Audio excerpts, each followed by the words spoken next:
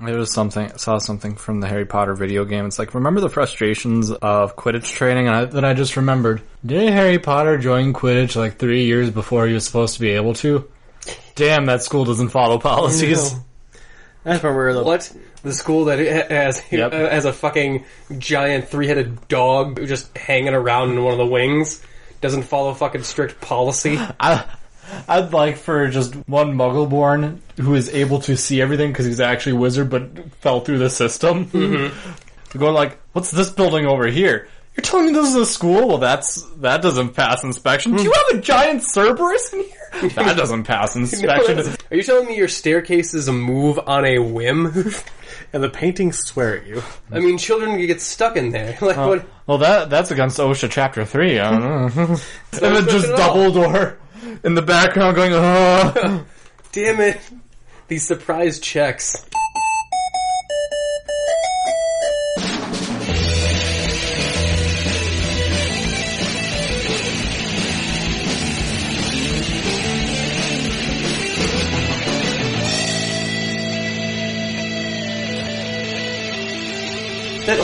That whole school is just a civil suit waiting to happen. And that's before you get to the whole Death Eaters invading it. But you figure Hogwarts has got to be on the hook for, massively multi-million-dollar lawsuits or whatever the fuck money they use. It's probably in the consent forms, honestly. They probably have them charmed so you don't actually... consent forms? You need the one letter they send you telling you you're a wizard, Harry? Yeah. And Nick, you know what they probably do? They charm them so you gloss over them like every other consent form in the world. And welcome back to the UGO podcast, post-Valentine's Day edition. How are you guys doing? How's your depression holding up? I have had the flu since Saturday. Hold on, I gotta self-medicate. Yeah, now I'm good. Yeah, and for once he isn't drinking this episode, though. I'm just miming it because I had a little too much fun when me and Kyle actually went out with some of Tessa's coworkers. I had a little too much fun that night. So I'm like, I'm going to ease back on the drinking for a little bit. But yeah, who's surprisingly sober with you today? It's me, Nick, the Merc with a mic. And my fellow Unapologists, Travis. And Kyle, surprisingly sober. That's alliteration. That's alliteration. That's what you got to go for. We'll get to that in a fucking minute, alright? Don't jump the gun on me. But yes, today we're going to be talking about, not really Valentine's Day, because, fuck it. I didn't compare an episode for Valentine's Day. We had two... And it was in the middle of the week, whatever. It was in the middle of the week. We weren't going to, no matter when we put up the episode, it wouldn't have been topical. And we have two movies to talk about that we didn't get to do movie reviews for. So our, episode for this week, we're going to be talking about the movies John Wick. Continue. Yeah, John Wick and, Lego Batman. I gotta say, I loved those movies, though. My God, February? I think this might be the best February we've had in a while. Yeah. Well, it's been like 2 weeks, and this week doesn't look good. But next week... Next week we get Out, though. Next week we get Out. I'm super excited about that. But, before we get into that, we have trailers to talk about today, too. We have a great buttload of trailers today, because it's our long week again. So we got a couple. I had managed to cut it down to just the juiciest ones to sink our teeth into. And, of course, we have the geeky news of the week that we want to read and all that. And we have a couple other surprises, too, but we'll cross that bridge when we get there. First off, we're going to read First, we're going to read the intros like we always do, our little ad reads in the beginning. First off, I want to just mention PlatCon. We're going to be at PlatCon this year, March 3rd through 5th, I believe. Yeah. And then... we're going to be down there doing some trivia contests. I just got the acceptance panels, like our panels got accepted, so we're going to be doing a trivia contest, traditional trivia contest, and then we're going to be doing some other panels. We're going to try something different this year. Ooh. We're doing some called Super Fight Club, which will be us doing Super Fight in a panel setting where everyone is going to come in but they have to battle each other in a room in an arena style via Fight Club. And the first rule of Super Fight Club is you definitely talk about Super Fight Club with all your friends. Yeah, tell them we need people there. Because we need people there. So definitely don't keep that shit secret. The second rule of Fight Club, Super Fight Club is fucking talk to people, you stupid son of a bitch. But the third rule the third and final rule, if you are new to Super Fight Club, you have to fight. And we will be recording that hopefully as well. We can set up a little recording thing. That one shouldn't be too hard because we only should have to record at least only maximum 3 people, like the 2 contestants and probably me or one of the moderators. Yeah. And even then it would normally civilly they would take turns and use the mic with each other, but since it's a contested area, I think maybe we get a couple mics on them so they can try and talk over each other and really go for the throat. Also we have a pitch meeting because the UGO podcast is going to be making or wants an idea for an anime. We want an idea for it, so we're going to be doing it on a panel called Anime Pitch, and we'll be playing the game Anime Pitch. And Kyle will need a suit. Technically, I think it's going to be me. Because if we look on the box, that guy looks exactly like me. Ah, yes. Only in a suit, so I need to I don't know, he looks a little too cool to be you. Oh. Hey, I just need the glasses, that suit, and that long hair. And that fuck off attitude. I can buy a wig. Well, we're buying a wig that doesn't really matter. Nick's not bald. Yeah, he isn't bald. I just look it. Yeah, from a distance you look it because his hair's transparent. Yeah. Like, I've actually seen bald people be like, is that Nick? I can't tell. I literally said hi once from a distance and it was someone else. That's awkward. Because he was bald. Hey, we're not supposed to make fun of me until later. But hey, we're just stating facts at this point. And with that, we're helping people find you by finding bald people. So definitely, if you're in the PlatCon area or anywhere near there, come down and say hi to us. We would love to say hi to you. And it's gonna be a lot of good fun. Also, our Let's Play videos. We are oh yeah, that's a thing. Continuing our Let's Plays Tomb Raider. Yes, I'm the editor. Kyle's doing your thing. Kyle's doing a great job editing. He did one about our So Cold episode, and he literally stopped the episode to doing a thing about hypothermia and how it worked to fact check me, and I was right, which was cool. So, like, yeah, do more of that. But if I end up being wrong, don't do it. Like, don't do any more of that. Call him out, Kyle. Call that bitch out. Don't worry, I call out anytime you guys make a mistake. It's funny that way. Yeah. Hey, as long as it's for comedy. Do you have enough time for all of them? No. No, you gotta pick and choose. You have to, he has to pick his battles. And for the rest, for the irregular, announcements, I think we'll switch to our celebrity guest. From our Cowboys vs. Aliens review, I brought in one of our special guests from that. So, Mr. Hill, would you like to come in here and do the announcements? Why, yes, Nick, I think that would, be delightful. God, sorry, I don't know if you can hear that over the mic, but God damn it, Bobby, I told you could stay outside as long as you didn't mess with the goddamn cats. Sorry. It's like, nah, don't worry about it, those cats are assholes. Yeah. It's true. Anyway, this, of course, is the UGO podcast, and if you would like to help support the podcast, you can do so by giving these guys a great 5 full stars rating. Anything that goes in the review box on iTunes, if you give them a 5-star review, they will read it on the air word for word, which I will do later next week, and get ready for another ad for propane. Emphasis on the pain. Okay, that was good. That was good, Mr. Hill. That was good. No, normally I don't find your show very funny, but I'll admit when you're fun. Oh wow, we're really gonna do that now. Okay, not even worth the money. Damn show getting canceled. Anyway, if you'd like to support the podcast in other ways, maybe provide an idea for these idiots to use during one of their episodes or one of their Netflix and kills, you can contact them at any of their content information at UGO Podcast on Twitter, at UGO Podcast, and their Instagram. You can also email them at unapologeticgeekout@gmail.com. Give them a Facebook message at UGO Podcast. Maybe give them a like while you're there. If you would like to, of course, know where they got their graphics design work done for their lovely, lovely logo, that was Tanner Hackle Designs. Did some great graphics design work for them. If you would like to go to his site, tannerhackledesigns.com, he'll do some great work for you. And also Isabella, their derpy little dragon, that absolutely adorable dragon, was made for them by the lovely Kelly Maine. She has to also stay away from propane. That's no fault on her part. We don't do a lot of business with dragons. We don't. It's just a hard fact of the propane business.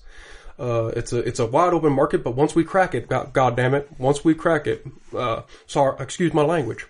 But of course, you can contact her at kellymaine.com to have her do some great art commissions for you.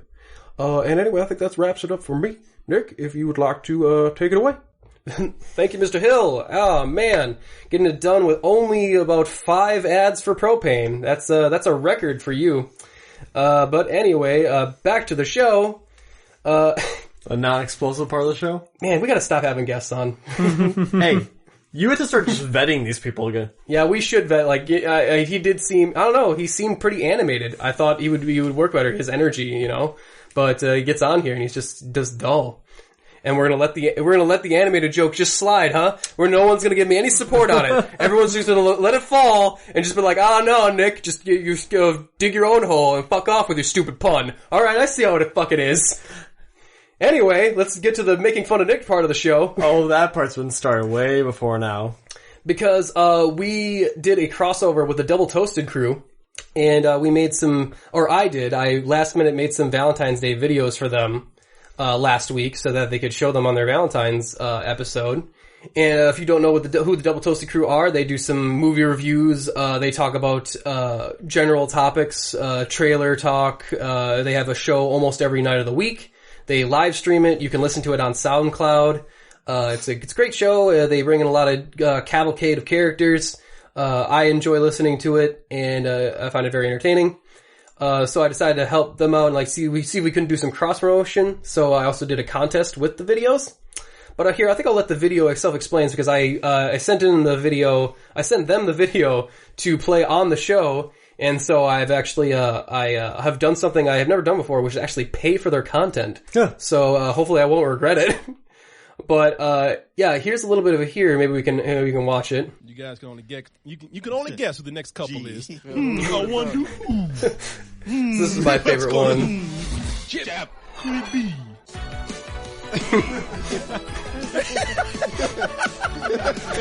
Wow. Really? Wow. Slightly creepy. See, you were talking about Martin way too soon. I'm cool with this.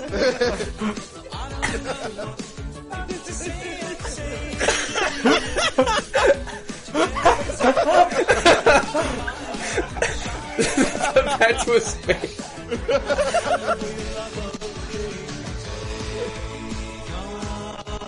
Already the weirdest, this music video alone is already so weird, but to add this onto it... Oh, I want to get to the... Broke it, girls, we broke it!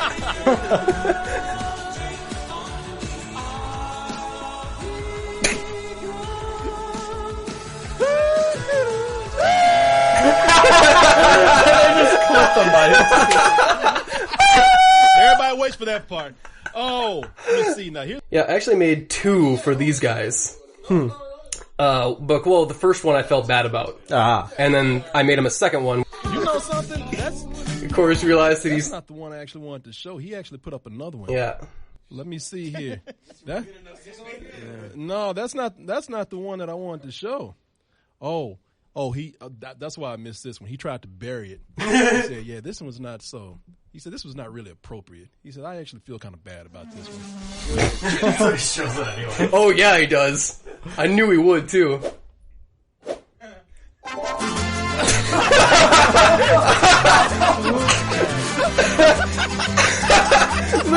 at his face.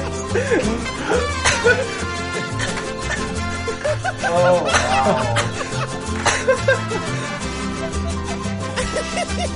You're terrible person. I know.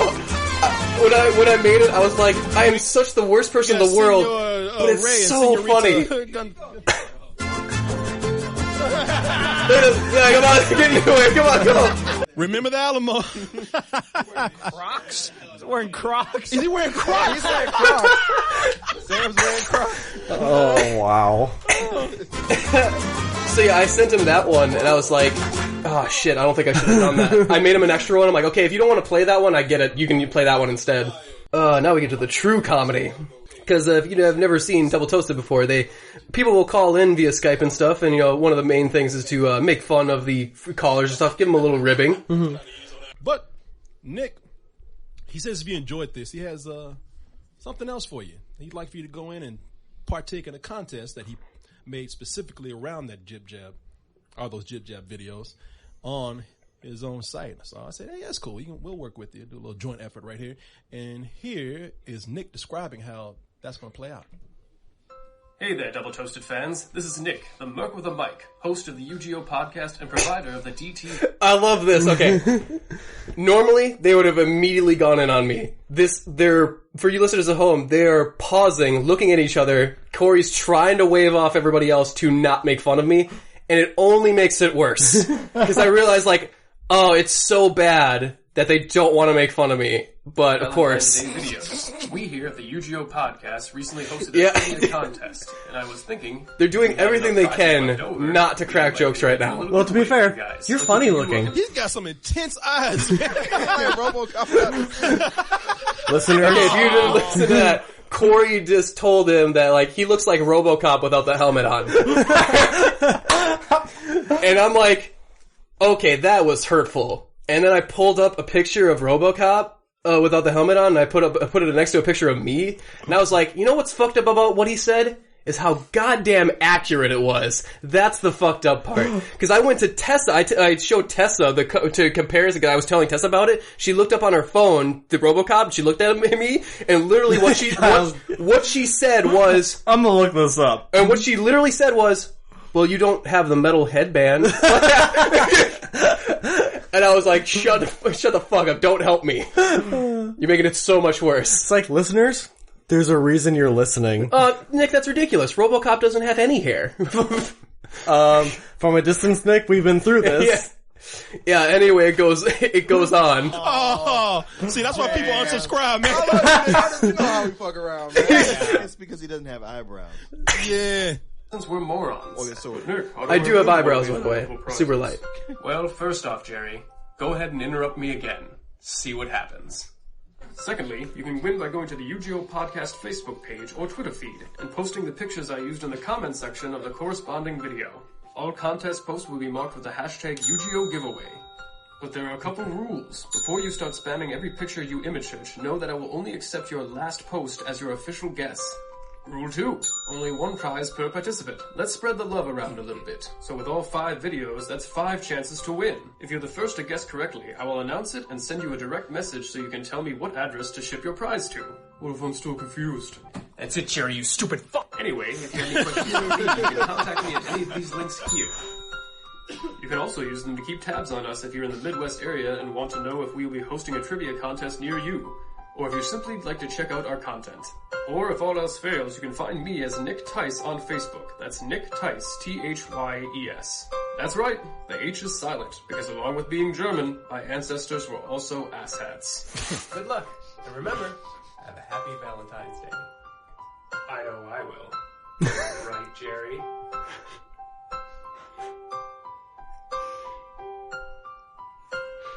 Okay, that really creeped me out at the end. Alright, now a little bit of context for why that joke fell flat. 20 minutes before this part of the episode, they run like a 2-hour episode. 20 minutes before this, right before that was leading into it, they talked about this short film in which a man was being raped by his son. Oh. So I didn't know this before I sent the video in last week. Right. That my implied kind of rape joke at the end there, like I didn't know that was going to follow 20 minutes after a really uncomfortable discussion about whether it was okay to victim blame or not. So I was watching this episode, I was like, oh god, no. I was just like, okay, prepare for this joke to fall flat in 3, 2. I was like, fuck. Awkward.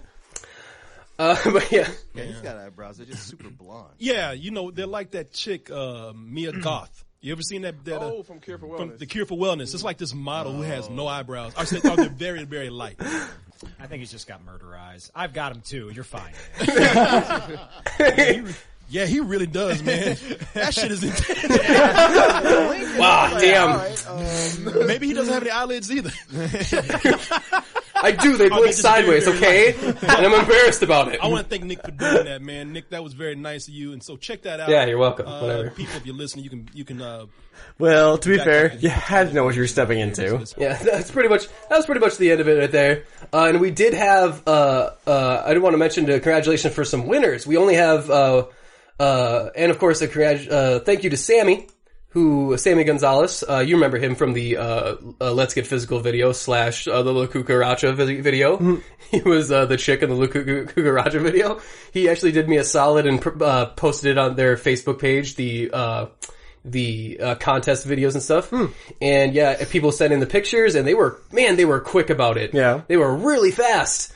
So yeah, congratulations to Kevin King. What was it here? I think it was Kevin King who won the Let's Get Physical video. And I think it was Gene Girder won the Danielle's Dream one. There was another one they didn't show, which was one for the character, their troll of the show. I made a Rick roll thing with him in it. So and the person that won that was Misra Ramirez. Sorry if I'm mispronouncing any of your names either, because it's literally like the first time I'm looking at him right now. But hey, at least you know that other people can mess up your name. Yeah, and also congratulations, Steve Ramirez. Which I thought, like, it was like, a couple, like a husband and wife, like, doubled up on the prizes, those cheating bastards. And then I realized that actually their shipping addresses were in completely different states. So either, they are just completely different people and it was just a coincidence. Or very dedicated. Or that relationship is really rocky and only one of them knows it. So hopefully that's not the case. But yeah, I also created one for my favorite roommates. Which I don't think Travis has seen yet. I have not actually seen this yet. So maybe we should give it, yeah, so just so Travis has the correct context, I made one starring my favorite roomies, Kyle and his girlfriend, his lovely girlfriend Tessa. Your only roomies. Mm-hmm. Well, yeah, well, as far as they know.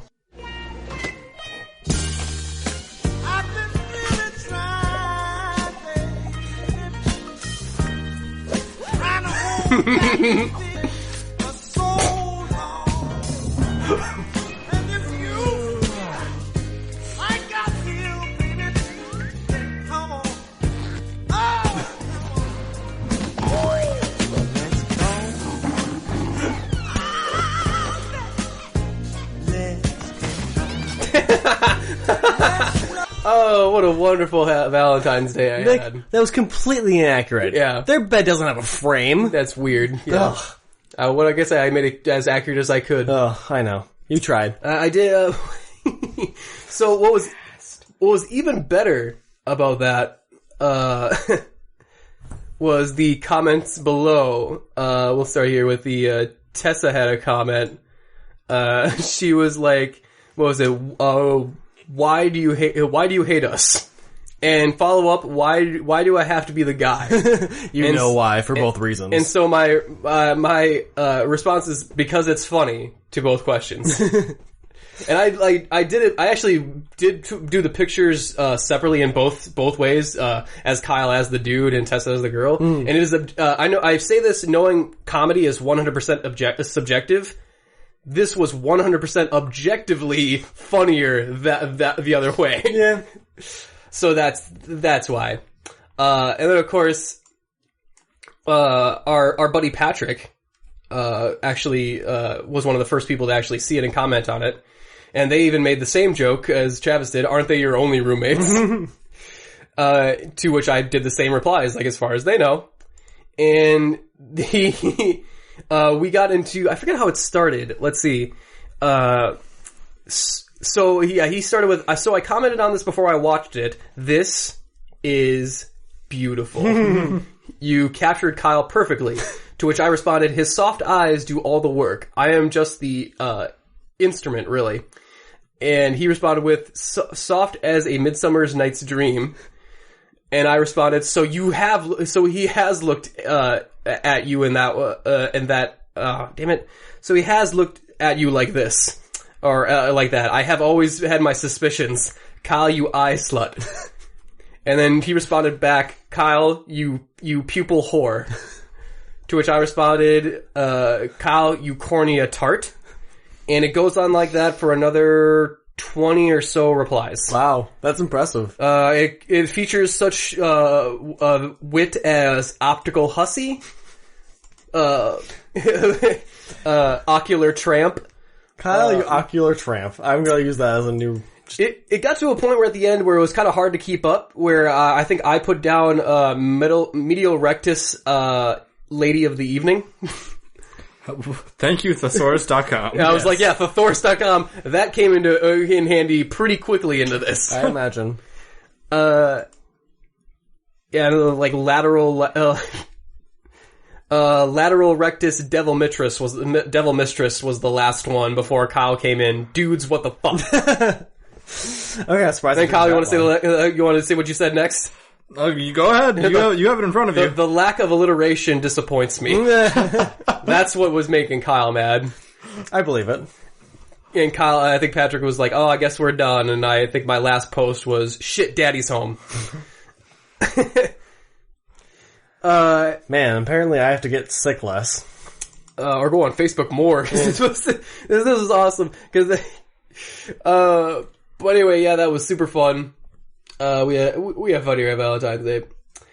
But yeah, there's still one prize open for the Valentine's Day giveaway, the Patrick Gertz and Corey Goodwin video, the Take On Me video.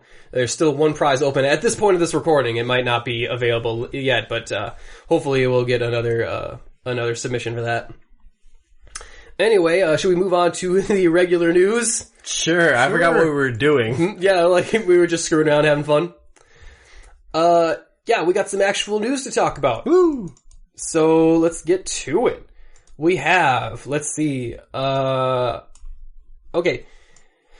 So yes, in the news, Saturday Night Live is having the best ratings in 2 decades. Wonder why. I wonder why. That's 20 years. Yes, Kyle, thank you for that. That's math because lesson. I can math. That's because, and I've always said this, is to like, who gives a shit about Saturday Night Live anymore? Like, and whenever you talk to people, they always talk about the 80s or the 90s versions of Saturday Night Live, and they never talk about any of the current Saturday Night Live skits. And that has all changed, thanks to Trump's America. Suddenly they are super relevant.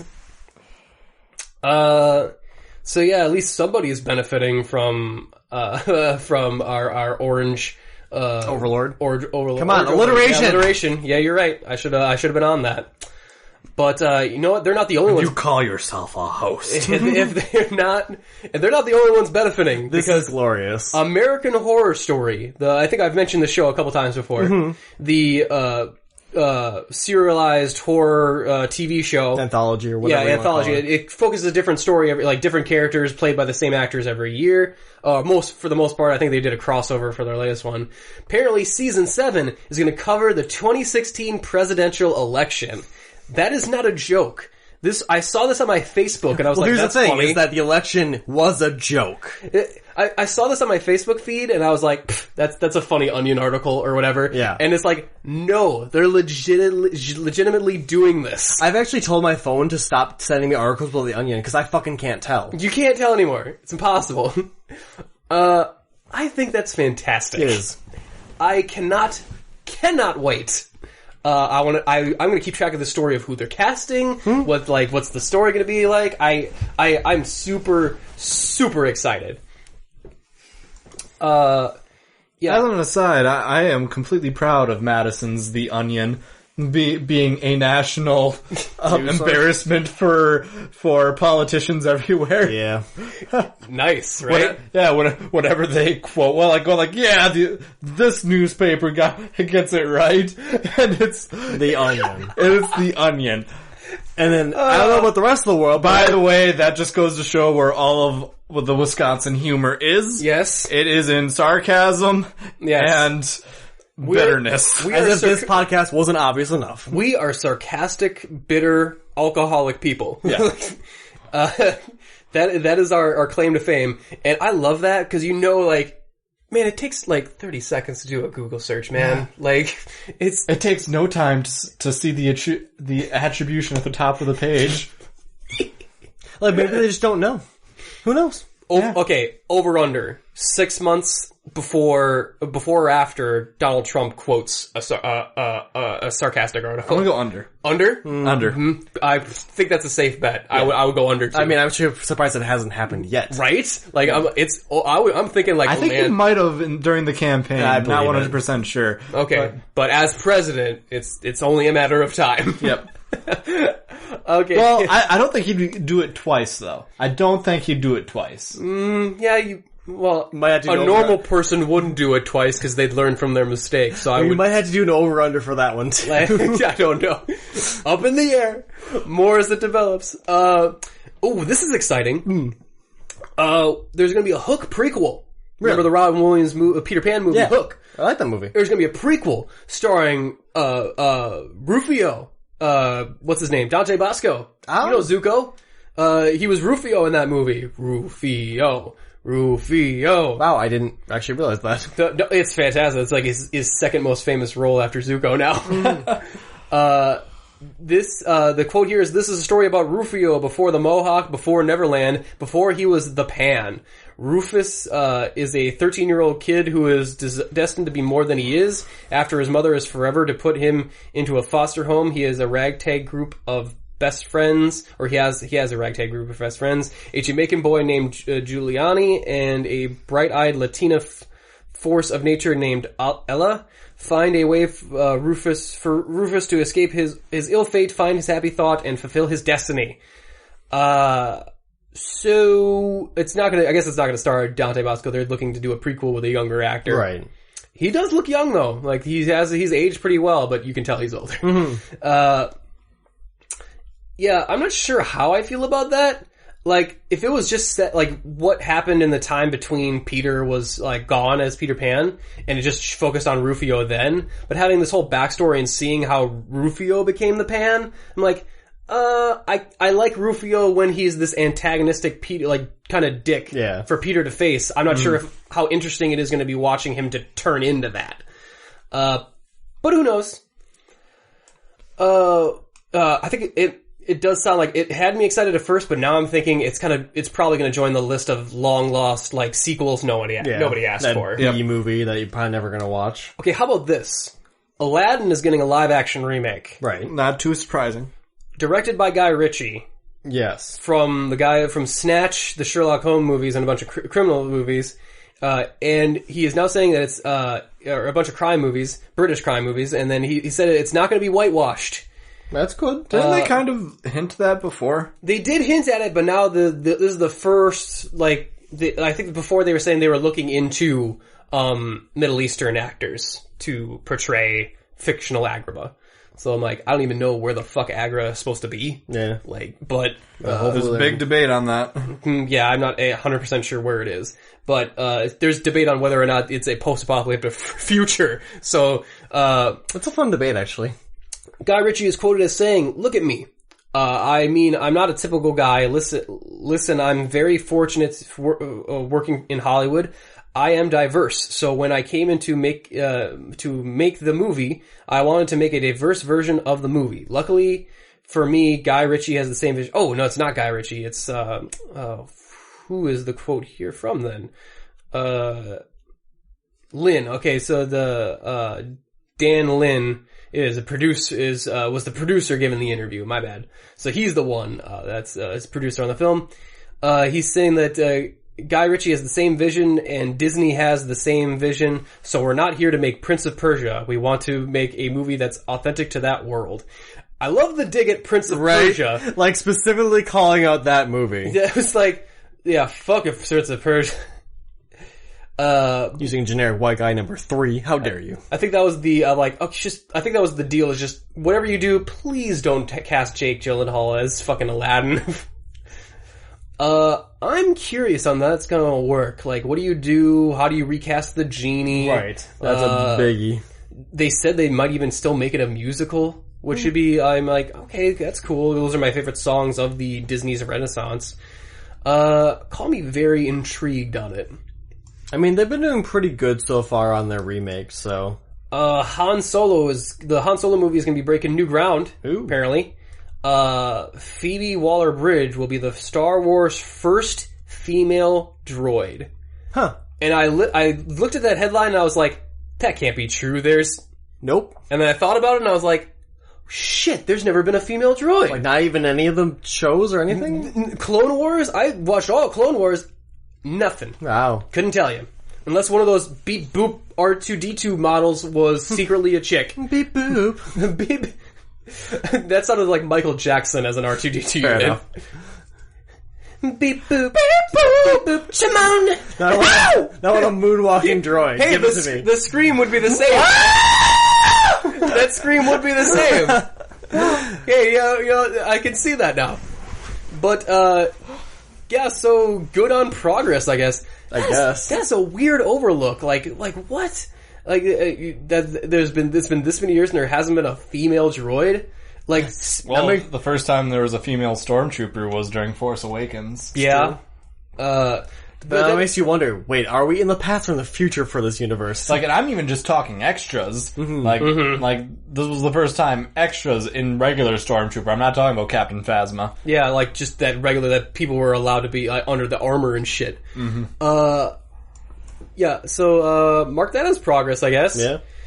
Here's an article. I just wanted to read this one because the article was funny. Like, the title was Stranger Things Season 2 Using Game of Thrones Security Protocols. Okay. And I was just like, oh, what? And then it goes and explain they're using the same security protocols the last season of Game of Thrones had concerning leaks and stuff. And I was like, oh, damn it. For a second I thought they were threatening people with, like, torture and murder to secure leaks Game of Thrones style.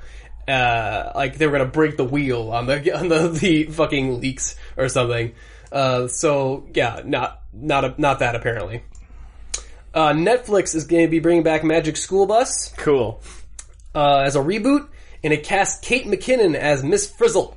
Perfect casting. Perfect casting. Yeah, perfect casting. Nailed it.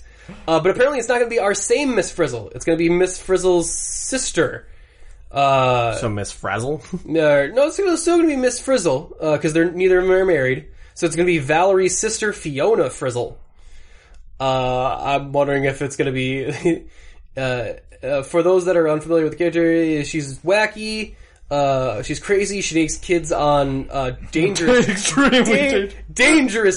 field trips. They get baked once. And I don't mean drug-wise. No, they get, like, they're in an oven, they go into a circular system, get attacked by Pluto, and one of the children takes their helmet off. Yeah.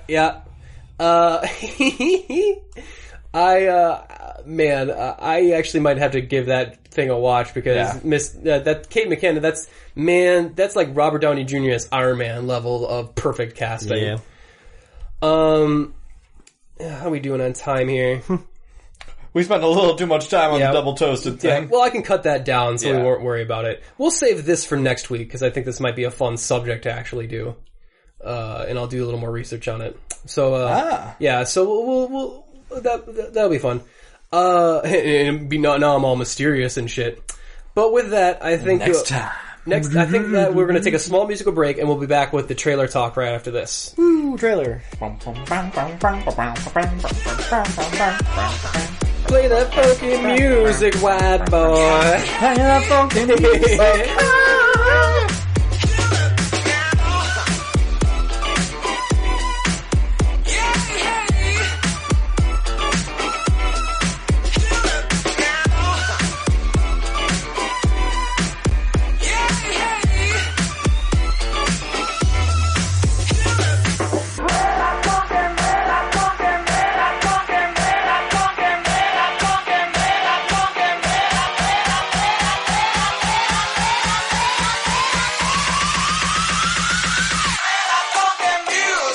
And we're back, and we're ready to talk about some trailers today. Woo! And well, first off, it's kind of a trailer, but I think we're gonna we'll watch it anyway.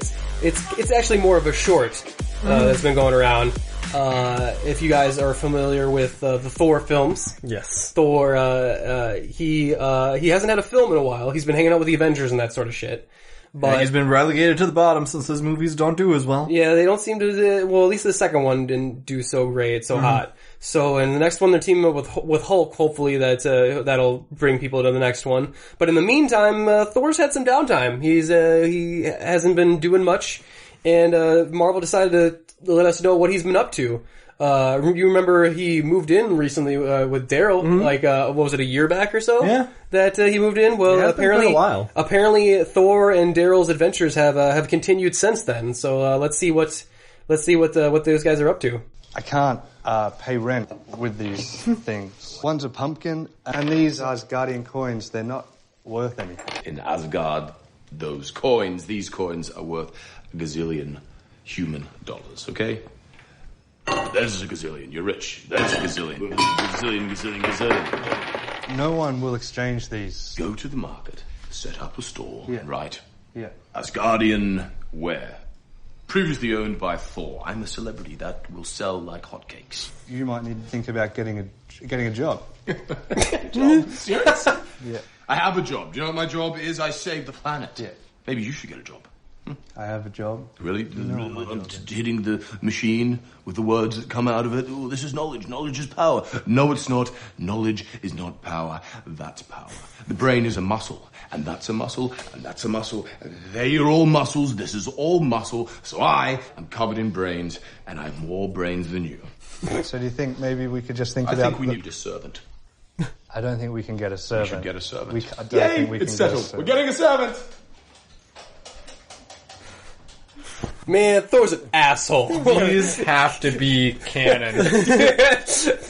Thor is a dick roommate, man. Well, I mean, that was kind of established in the first movie. He's a roommate from hell.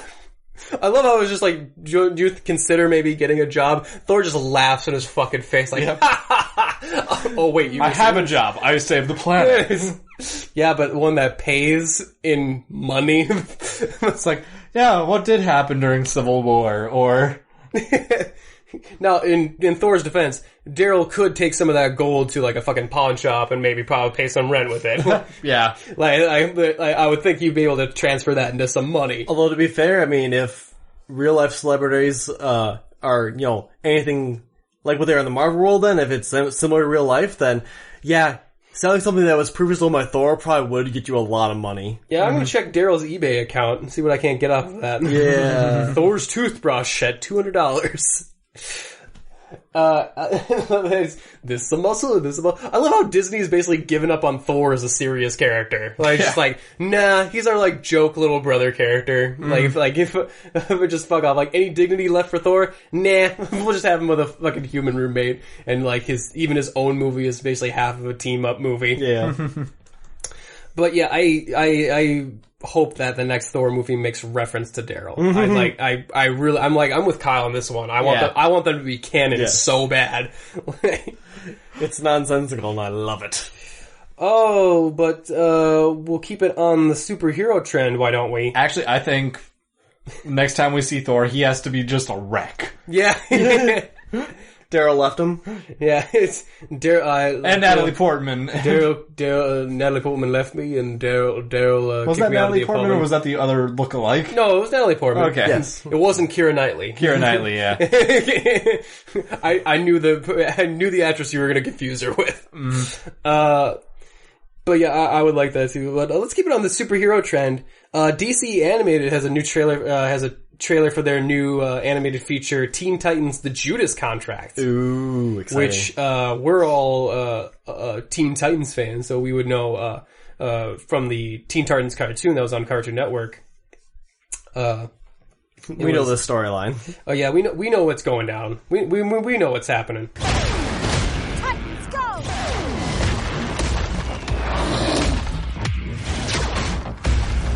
Oh, you want to play? I'm gonna enjoy shutting you up. Metreon Synthos!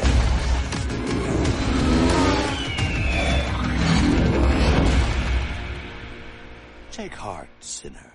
You are about to become part of the greater good. We're gonna show you the greater good. Do you ever get out of that uniform? Only when I bathe. Might be time. I'm good. Damien needs more parenting.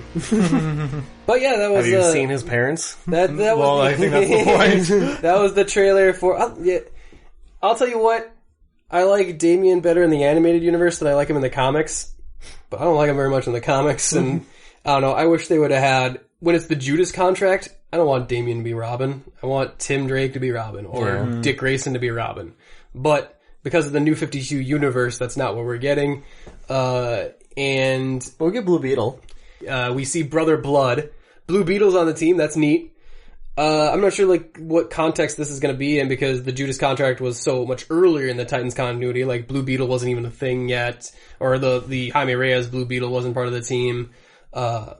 Beast Boy wasn't part of the team. I think Raven might have been, it's hard to remember. But the comics and the show that we watched, there's we can't go into too much of what it is about, because the movie doesn't really go into it. But there's a reason the term Judas is in there. Yep. Mm-hmm. And I don't know about you, but that was one of my favorite episodes of the original Teen Titans cartoon. It was sad, and it showed how badass the Titans were. Mm-hmm. Like when Titans like throw down and they decide like, nah, we're gonna stop playing nice. It's like fucking awesome to see them kind of like just take the kid gloves off, so to speak, and fuck some shit up. That being said, Justice League Dark was okay. Mediocre. Like, it was alright. It wasn't as bad as, like, Batman Bad Blood, but it wasn't near their, like, Under the Red Hood or Assault on Arkham or some of their better, most past stuff now. Like, I feel like it's been, like, a couple years now since I've seen a really cool DC animated film, and I kind of miss it. I like the Gods and Monsters one. Yeah, that one was fun. You know what? Yeah, you're right. That one was fun. So mark me as like, well, I do like this story, and it does make sense that they would make it an animated movie, since it's probably a short enough story.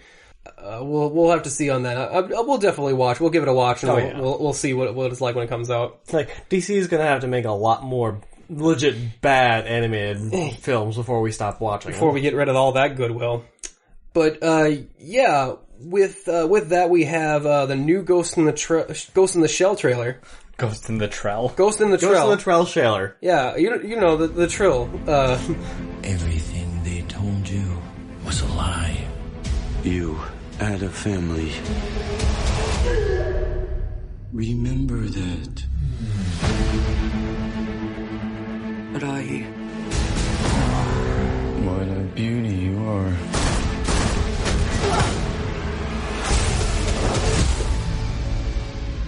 What do you want from me? They did not save your life. They stole it. How many were there before me? She was supposed to have a clean brain. I order you to terminate.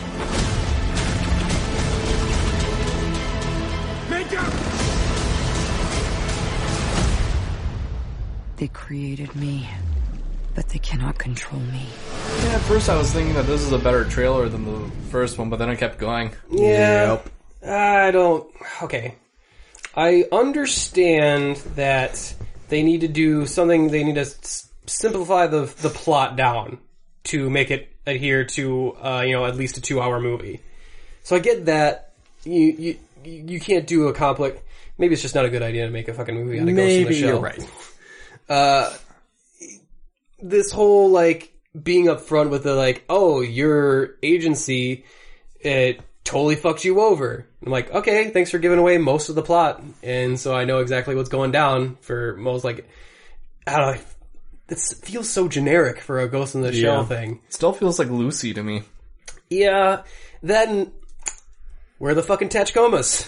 Like that every time we want Tachikomas. They showed like this SWAT entry for them. I'm like, well, that's not normally how the Ghost in the Shell operations work. Normally that shit's done with the Tachikomas. They burst in and fuck some shit up. And then when everyone's all scrambling trying to get away from these fucking murder tanks with happy voices. Murder puppy tanks. Then the humans and cyborgs come in and clean up afterwards. Mm-hmm. Like that's how that thing goes. And it makes the action look generic. Like, oh, it's just a standard SWAT op or whatever. I'm like, okay, well that's one thing that made Ghost in the Shell different. And now the storyline, which was one of the biggest things that made a Ghost in the Shell so unique, is now boiled down to this really simple plot. So now it's just kind of like, well, this is a shell. The shell, yeah. This is a shell, but there's no ghost in it. Like, this is it's just an empty shell of a movie. Yeah, and it's got the veneer, it's got the look of the Ghost in the Shell movie, but it doesn't feel like it has any of the spirit. There's no meat. There's no soul in here. Like, it's not I don't know. All this trailer really makes me want to do is go watch Ghost in the Shell, the animated series. Well, it's not what this idea has been done in movies before. It's the Matrix. It's fucking Inception sort of stuff, like cyber reality and hacking in other people's minds and what is a soul and all that sort of shit. And I don't know. I feel like every time they have to sacrifice to take something away to make it fit a movie structure, they're just eventually you're going to get to a point where it doesn't represent what you were trying to adapt in the first place. Mm-hmm. And I think Ghost in the Shell is just too complex of a story and to try and convey in that short of a format. Yeah. It'd be like if you're trying to explain Game of Thrones, a season of Game of Thrones in a movie. Mm-hmm. You'd lose so much of it. You'd lose so much that you'd only get a couple scenes that kind of look like it. But I don't know, maybe I'm being overly harsh because I love that first series so much, and maybe I've lost a little objectivity, but I don't know. I mean, just kind of like I said, the movie actually showed potential to me. Yes. At the very beginning of this cut. I mean, I don't know why it felt like an entire 2 minutes. Mm-hmm. I think it would have to be compartmentalized into many different movies or a television show, but then you might as well just not remake it if you make it a television show. Well, doing a live action version of a television show isn't necessarily a bad idea. Mm.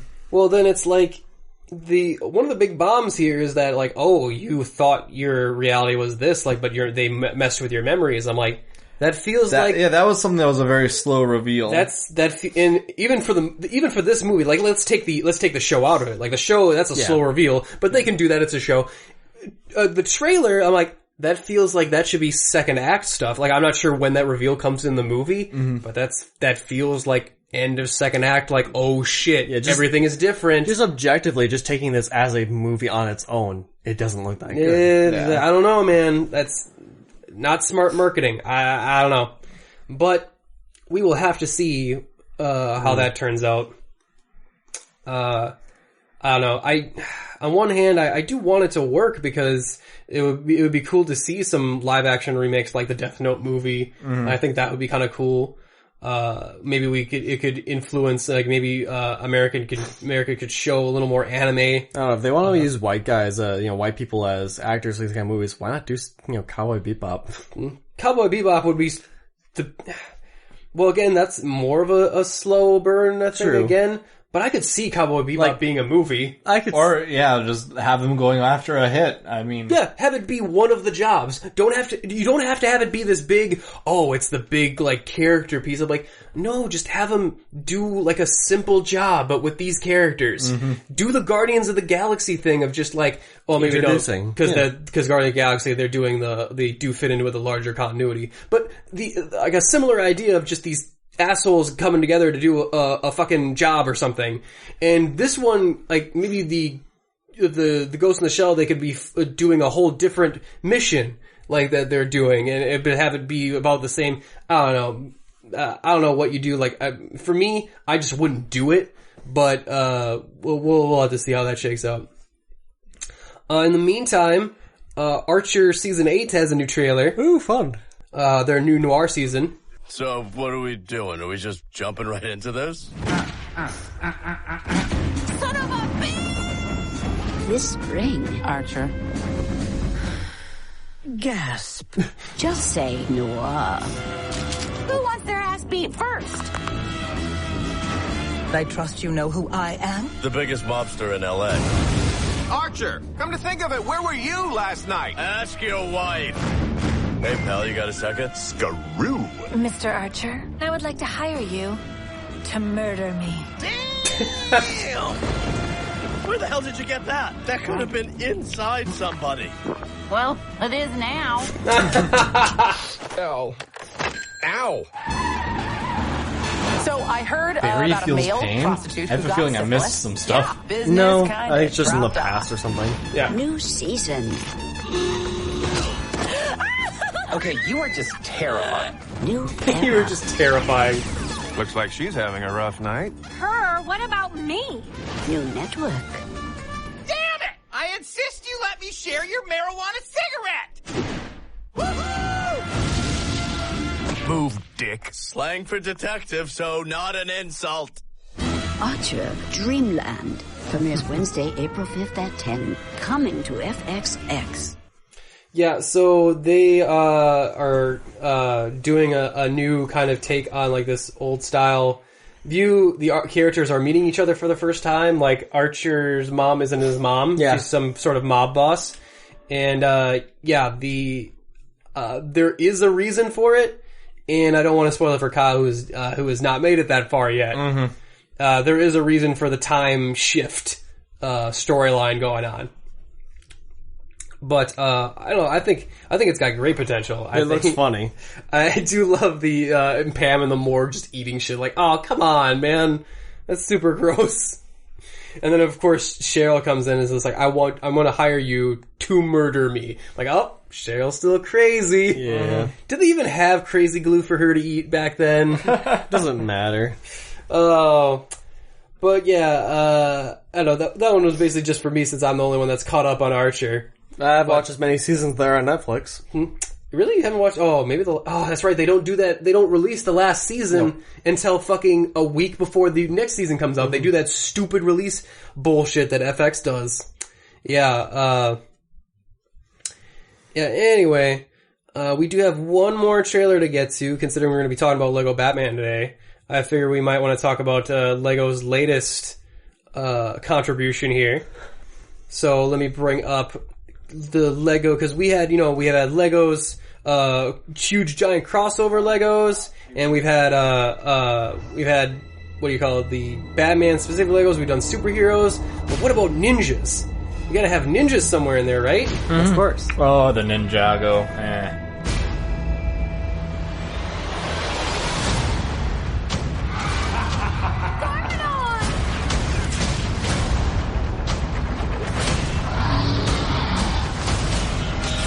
You ready for me to conquer Ninjago? Oh, I'll be waiting. Dad. Sorry? What was that last thing you said? What? That last part. I didn't catch it. Well, I didn't say anything. What do you mean? I said I'll be waiting, and then I stopped talking. Dad. Lloyd? That's right. Your son. And it's Lloyd. No. Lloyd. I named you. You ruined my life. That's not true. I haven't even been a part of your life. How could I ruin it? I wasn't even there. Baby, now we got bad blood. You know it used to be bad love. Now we got problems. I've taken a solemn oath to form the secret ninja force. Are you ready to risk your life for Ninjago? Yes, I am on it. Yep. Maybe. Garmadon! Run! I'm stuck! I know you want me to save myself, so I'll go now. I promise I'll never forget you! I didn't ask you to promise that! Come back! Now we got problems, and I don't think we can solve them. Hello? Who is this? Lloyd Garmadon, your son? I must have butt dialed you. Blood run, 'cause baby, now we got bad blood. You know we used to be bad love.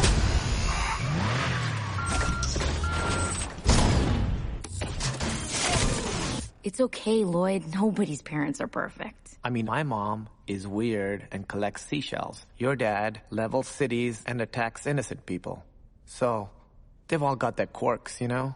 Okay, so with the previous Lego movie, like the first Lego movie, I remember specifically saying, like, I don't want to watch a fucking Lego movie about Legos. And then I saw the trailer and I'm like, man, I really want to watch that movie. We ended up watching it, we loved it, and I'm like, man, could they pull off the same thing for Batman? And you know what, spoilers for what I thought about the Batman movie later, but man, I really enjoyed Lego Batman too. And I thought, like, Ninjago, I don't even know what Ninjago is. Like, what the fuck is that thing? And so I watched the Ninjago trailer, and by the end of it, I'm just like, you know what? I don't want to see any Warner Brothers movies that aren't Lego versions. Yeah. Because I'll tell you what, I laughed at this one too. This was funny. I thought it was funny, like, how could I ruin your life? I wasn't even part of it. Like, wow, what a dick. And that was, as the son, Lloyd, was, Dave Franco. Yes. So that was fun. We have Jackie Chan as the Sensei Wu. Which is awesome. Michael Pena is one of the voices in there. Kai. What was it? Olivia Munn is in here as Coco. I think she's the female member of the team. The female member. Is there more than one? There might be more than one. I'm not sure. But yeah, I even like the fighting in it. You know that fridge sequence where he's fighting the shark people? I was like, man, that actually kind of looked cool. Well, Ninjago is actually a cartoon on Cartoon Network. Is it a cartoon? Yeah, 7 seasons.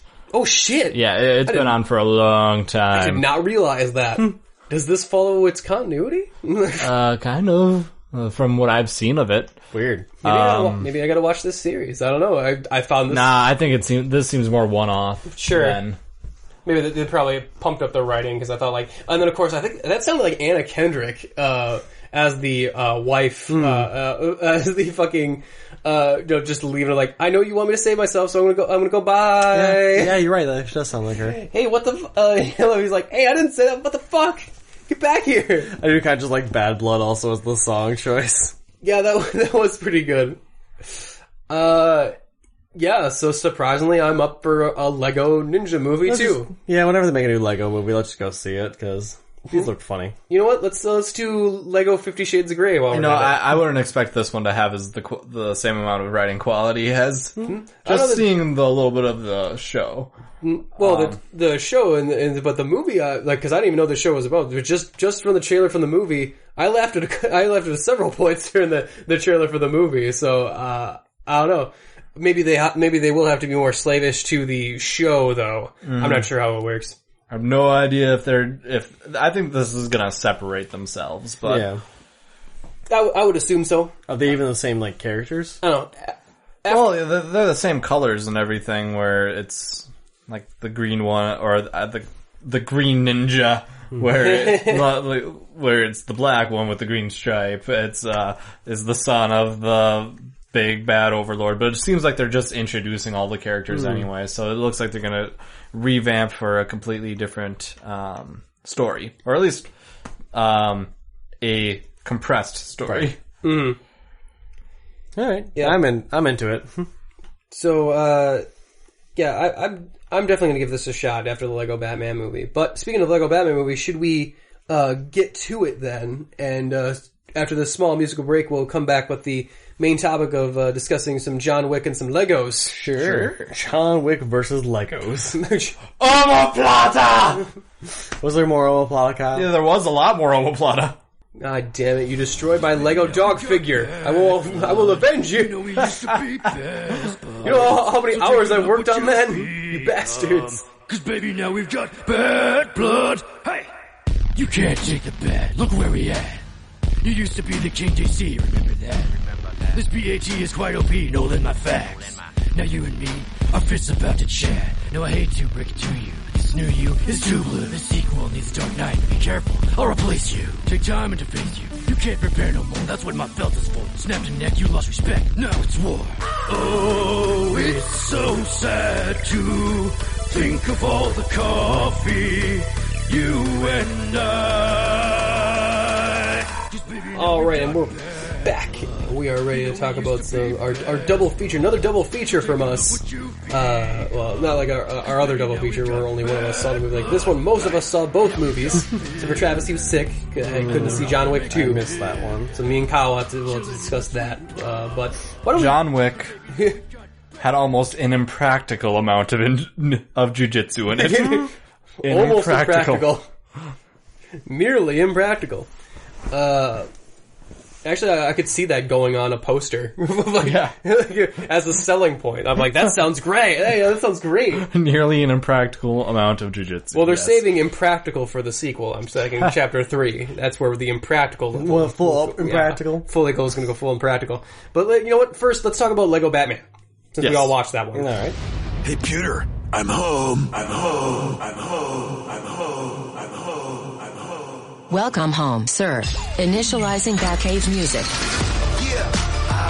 So, did anything exciting happen today? I saved the city again.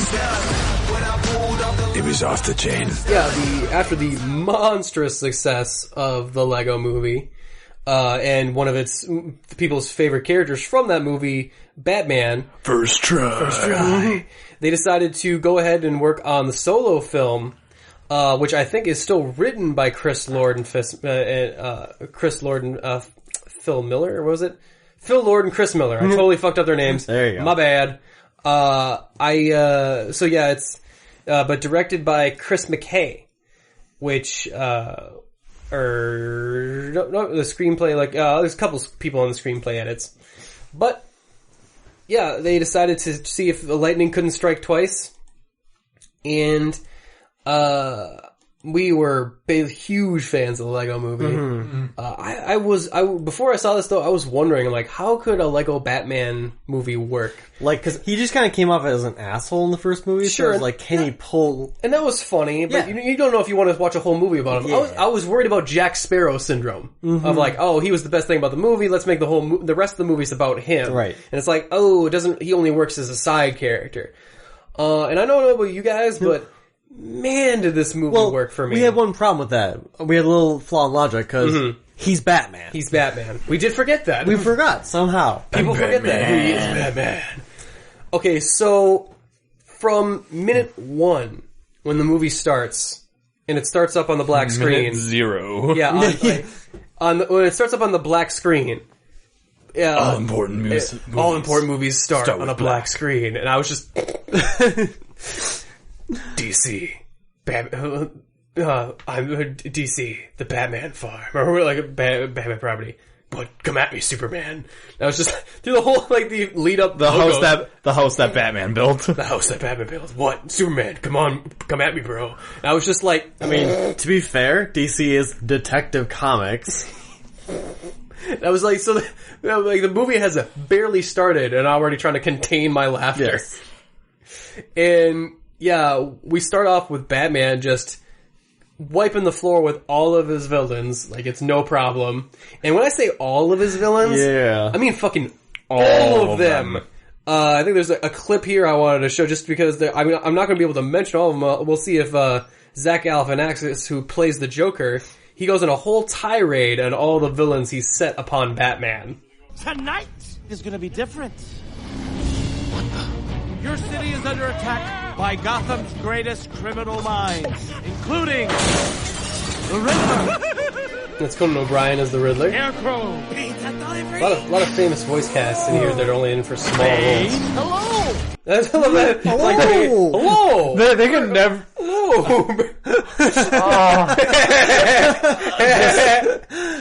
They're never gonna let him go for that. What's his name? I can't remember. Tom Hardy. Tom Hardy's voice for it. They're never gonna let that go. Travis can attest to this. Every time Bane spoke, every time I was just like, I giggled. I was like, oh no, that seemed unnecessary. I was just like, anyway, continues. We need that door open, baby. Billy D. Williams as fucking Two-Face. How rad is that? Penguin, Crazy Quilt, Eraser, Polka Dot Man, Mime, Tarantula, King Tut, Orca, Killer Moth, Orange Harriet, Zodiac Master, Gentleman Ghost, Clock King, Calendar Man, Kite Man, Cat Man, Zebra Man, and the Condiment King. Okay, are you making some of those up? Nope, they're all real. Probably worth the Google. No, those are all real. All of them. Throughout that whole entire scene, I was actually not watching the screen for most of it. I was just watching Nick, and he was just shaking his head. Every single time I mentioned, just shaking his head. With his mouth open, and I was like, oh man, I can't believe they used fucking Catman. And now everyone's gonna be like the day afterwards. Everyone's gonna be googling fucking Which calendar. that Google search went up quick. People are gonna be fucking googling Calendar Man, and I won't be the only one who knows who Calendar he is. King. Calendar King. No, not Calendar King. It's Condiment King. Oh, Condiment King. Sorry about that. Calendar Man was previously. He's the guy who kills people based off of calendar holidays. Mm-hmm. Condiment King is another dude. Let me see if I can't bring up his origin, because you guys might remember if you watched the animated series. I mean, I watched the series, but I don't remember Condiment. I think I remember it. Do you? Yeah. But anyway, I just had to watch Nick's face this whole entire one because I'm like, you know what? This isn't really. It's funny to me, but it's not much to me. Whereas this is basically just an ode to Nick. Like, yep, all his geeky knowledge, it's paying off. Yeah, here's a Condiment King's glorious first reveal in Batman the Animated Series. Name? King. Party of one. King. No, I'm sorry, I don't show that reservation. Oh, yeah? Well, let me show you something. Fruitcake.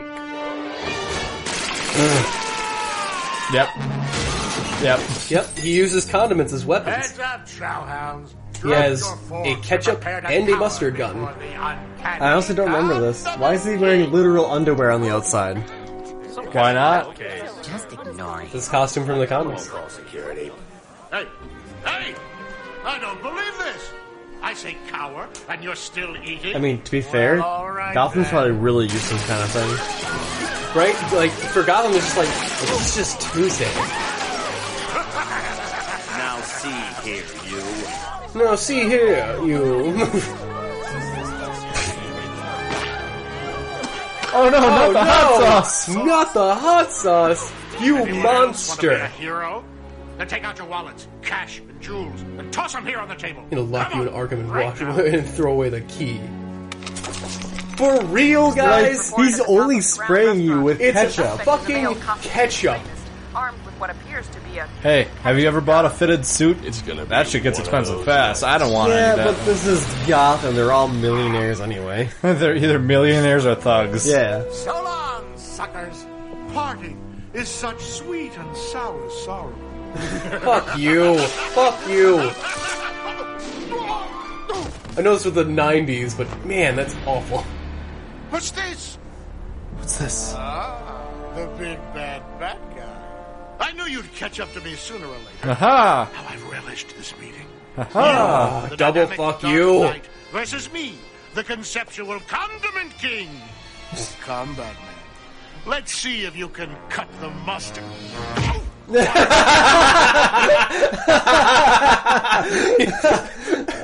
Okay, the other puns were good. Cut the mustard was forcing it. I love it as like Batman's like, you done? Are you done?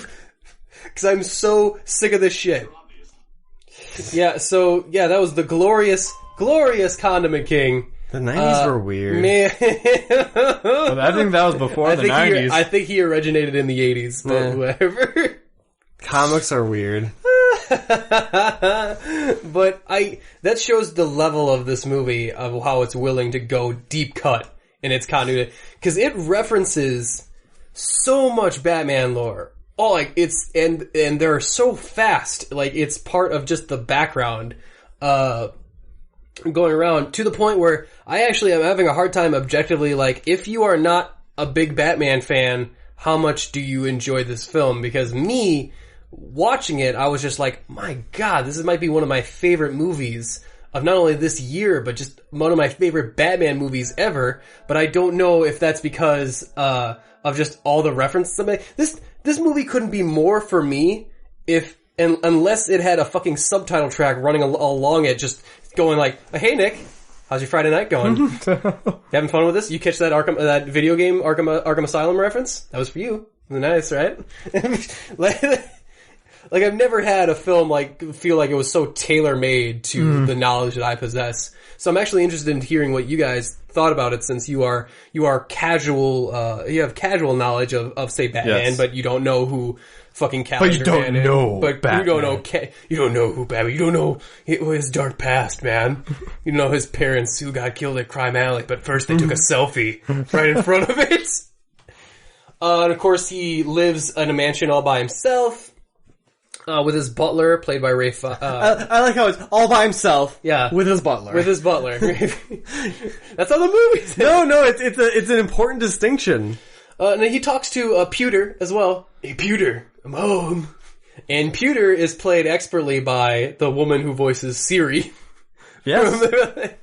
Which is amazing. Yes. And so he is having a contentious relationship with the Joker because the last time him and Joker speak is just like, I'm your greatest enemy, right? Like, not really. Like, I'm fighting around a little bit, you know. And I just love that scene because, like, it plays up like he's really mean to the Joker in the trailers, but oh my god, does it keep going in the movie? Super mean. It dives into the relationship between not only Batman and the Joker, but Batman and his villains. To the point where it breaks down Batman so hard that I don't think, like, no wonder Ben Affleck isn't directing the next Batman movie. I wouldn't want to direct the next Batman movie if I had to follow this up. It makes fun of the Batman movie I'm sure they're gonna make. Yeah. Like, what are we gonna do when we're in the theater with Ben Affleck's new solo Batman movie and it starts off on a black screen? You've given everyone permission to go, all important movies start on black screen. Like, how hard will they have to deviate from everything they've done for us not to be able to make fun of it? Like, they hardcore make fun of the Bane voice. Yep. They straight up trash Suicide Squad, like, in the middle of it. Like, shouldn't we use some of these villains to come help us? Like, who would want to use villains to accomplish as good guys? That's stupid. Like, it is so harsh to the point where I'm like, did the Warner Brothers producers not watch this movie? Like, I think it's just the fact that it's a kid's movie, so they just ignore it. It makes fun of everything that's wrong with the fucking DC cinematic universe. To the point where I think this might actually hurt the DC the DC cinematic universe. Oh, it was doing that in the first place. Don't worry about it. I mean, it wasn't helping itself along, that's for sure, but now it's doubly apparent. And the idea that, you know, Joker and Batman's relationship is just like, it's how it's played up so well, where it's like, Batman's like, no, I don't need you. I don't need you. And Joker's all about like, no, we're great, we're the greatest enemies. And it plays out later to where the point where it's like, I can't even believe, like, look, I just want to say this, and then you don't like, and then I want to hear your response, I hate you. And then Batman's like, me too. Oh, bullshit! Like, all the villains are there as, like, his support group. It's so, like, it's not subtle, because everything is on the surface about it. But yet, it brings everything that was previously subtle about the Batman mythos and brings it so much into the forefront, that, I don't know, I just can't help but laugh this entire fucking movie. I think, if I had to do like some knocks, there's some plot stuff like in the near end, which I was just wondering, like, because they show the Justice League having like a party without him, which is hilarious. Which is like, it's the Justice League's 57th anniversary party, and it was just like, oh fuck, hey Bats, it's man, your invite must have got lost in the mail or something. Like, yeah, it's so awkward. Like, oh shit. And he's like, I gotta figure out some way to leave this party without anyone noticing, and like, no one's looking at him, no one's paying attention to him at all. Brings back Channing Tatum as Superman, and Seth. Even Green Lantern was there. Yeah. They even invited Green Lantern. That's harsh. And they hate Green Lantern. They make fun of him all the time. It breaks down certain aspects of Batman that I've never had it explained to me in this certain way, where Rosario Dawson as Barbara Gordon, in this film, played wonderfully by Rosario Dawson, by the way. She is playing both sides of the fence now. You realize this? She's the main continuity thread in fucking Netflix, and now she shows up as DC because she's Wonder Woman in DC animated, and now she's Barbara Gordon. So she's getting all the superhero checks. Yes. She could stop acting right now and just live on Comic-Con forever. She could live easily on Comic-Con money for the rest of her life. But she delivers a great performance here. She's given a speech about Batman. She just breaks it down to a point where, like, look, shouldn't we, instead of depending on Batman to save us all the time, shouldn't we put some money into reforming our police and, you know, having Batman work with us within the law so that we can, we don't have to rely on some rich guy, beating up poor people. And I was just like, damn! Hey, at least they didn't mention that they're not only poor, but also probably mentally handicapped. Yeah, and I was just like, it's something about when a Lego breaks something down to you, and you're like, you can't deny its logic, like, Batman doesn't make sense. Batman's a sociopath. Damn it. And they also, like, they brought up how her father is just kind of an idiot in this movie, where she's like, I pressed the button. Like, that's the bat signal. It's really important. Yes, you gotta press the button. That was his goal. They even throw in, like, she grew up in, she got her name, went through her career in Bloodhaven. Yes, that was great. Nightwing's town. I was like, yeah, shout out to Bloodhaven. And then, of course, she went to, what was it, Police Harvard? Or Harvard for Police or something? And of course, you know, the Lego logic still plays into the part where some of the bad guys even make the pew noise when they shoot. Pew, pew, pew, pew, pew, pew, pew, pew, pew, pew. And of course, like, it goes on to where, like, Joker, because Batman will not validate Joker and their relationship, it causes this whole breakdown of Joker's like, okay, well then I'm going to prove it to you. Yeah, I'm going to prove to you, in a crazy stalker way that our relationship is meaningful. It's like the whole entire thing is basically providing that the Batman and Joker's relationship is a literal abusive relationship. Oh yeah, but you just don't know which one's being abused. It's wrong on so many levels. And so his whole idea is to trick Batman into dropping him into the fucking Phantom Zone. Yes, with all the real bad guys, which are of course King Kong. I think a Voldemort played by Eddie Izzard, which was weird because Ralph Fiennes is there. Yeah. But I was thinking, I'm like, why is Eddie Izzard playing Voldemort? But anyway, it even has the Velociraptors from Jurassic Park. Yep. And Kyle, what's with the British robots? Those British robots. The Daleks. They must not have had the rights because they were very careful about not calling them Daleks. Let's see what part we're just like, the British robots, ask your nerd friends, and they guys just look at each other like, yep, we gotta ask Kyle. British sci-fi robots, right? Yeah, the Daleks are essentially Doctor Who's main antagonists. They are what he fought wars over and stuff because they want to exterminate anything that's not like them, the impure and stuff like that. Yeah, so apparently they didn't want to pay for that copyright though, because they changed their colors a little bit. Oh no, the Daleks are always different colors. Oh, they all have different colors? Yeah. Okay, I've only seen the blue ones. They a lot of times have different colors, yeah. Oh, okay, cool. So that was neat. Maybe they just couldn't use the name or something. Yeah, and I love that, they even take shots at Man of Steel. Yes, because it's like, Zod. Because it's like, yeah, of course I threw Zod into the Phantom Zone. What other thing could I have done? Like, what other, like, I was just like, damn, dude. Although why wasn't, like, they could have obviously used Zod then for the climax in the movie too. But. Yeah, well, I was wondering, are they building a Lego tree? Because this movie was throwing all sorts of shade around the DC movies, even movies that aren't part of Batman. Well, it's taking aspects of like the old '60s show, like the ridiculous aspect of it. Like they do a pow bang thing, like in the fight scene at the end. Oh, and they bring in Robin as Michael Cera as Robin. And he was the wild card. I'm like, I'm not sure if I like Michael Cera as Robin. Oh my god. It's so perfect. He's perfect. He's perfect as Robin. Just this overexcited child that is super jazzed about being put in these dangerous situations. And another thing it broke down was just like, oh, Batman is a fucking horrible parent. Yes. Oh man, horrible. I wonder if there was an Arrested Development joke reference. There is. There had to have been. Okay. We finish each other's sandwiches. That's Arrested Development joke. Oh, there we go. Yeah. It's I noticed that as well. Because I mean, they have both Will Arnett and Will Arnett and Michael Cera. Yeah. Teaming up again. There was a joke in there. They make all the references because though they go to Arkham Asylum at a certain point and through the X-ray machine they start to fight people and then the little alert things come up and I was like, oh, Arkham Asylum fight system.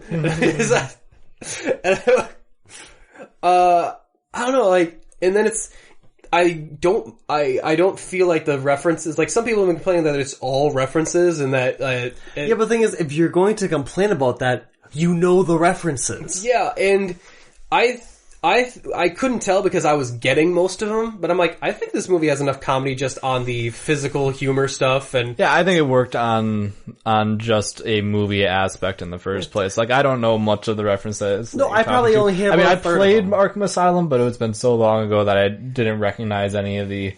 Well, I think kids would enjoy it just because it's fun. It's making fun. Yeah, it's easy. It's easy to entertain a kid, Nick. Well, it's like, even, the butler, remember the password for pewter? Where it was like butler?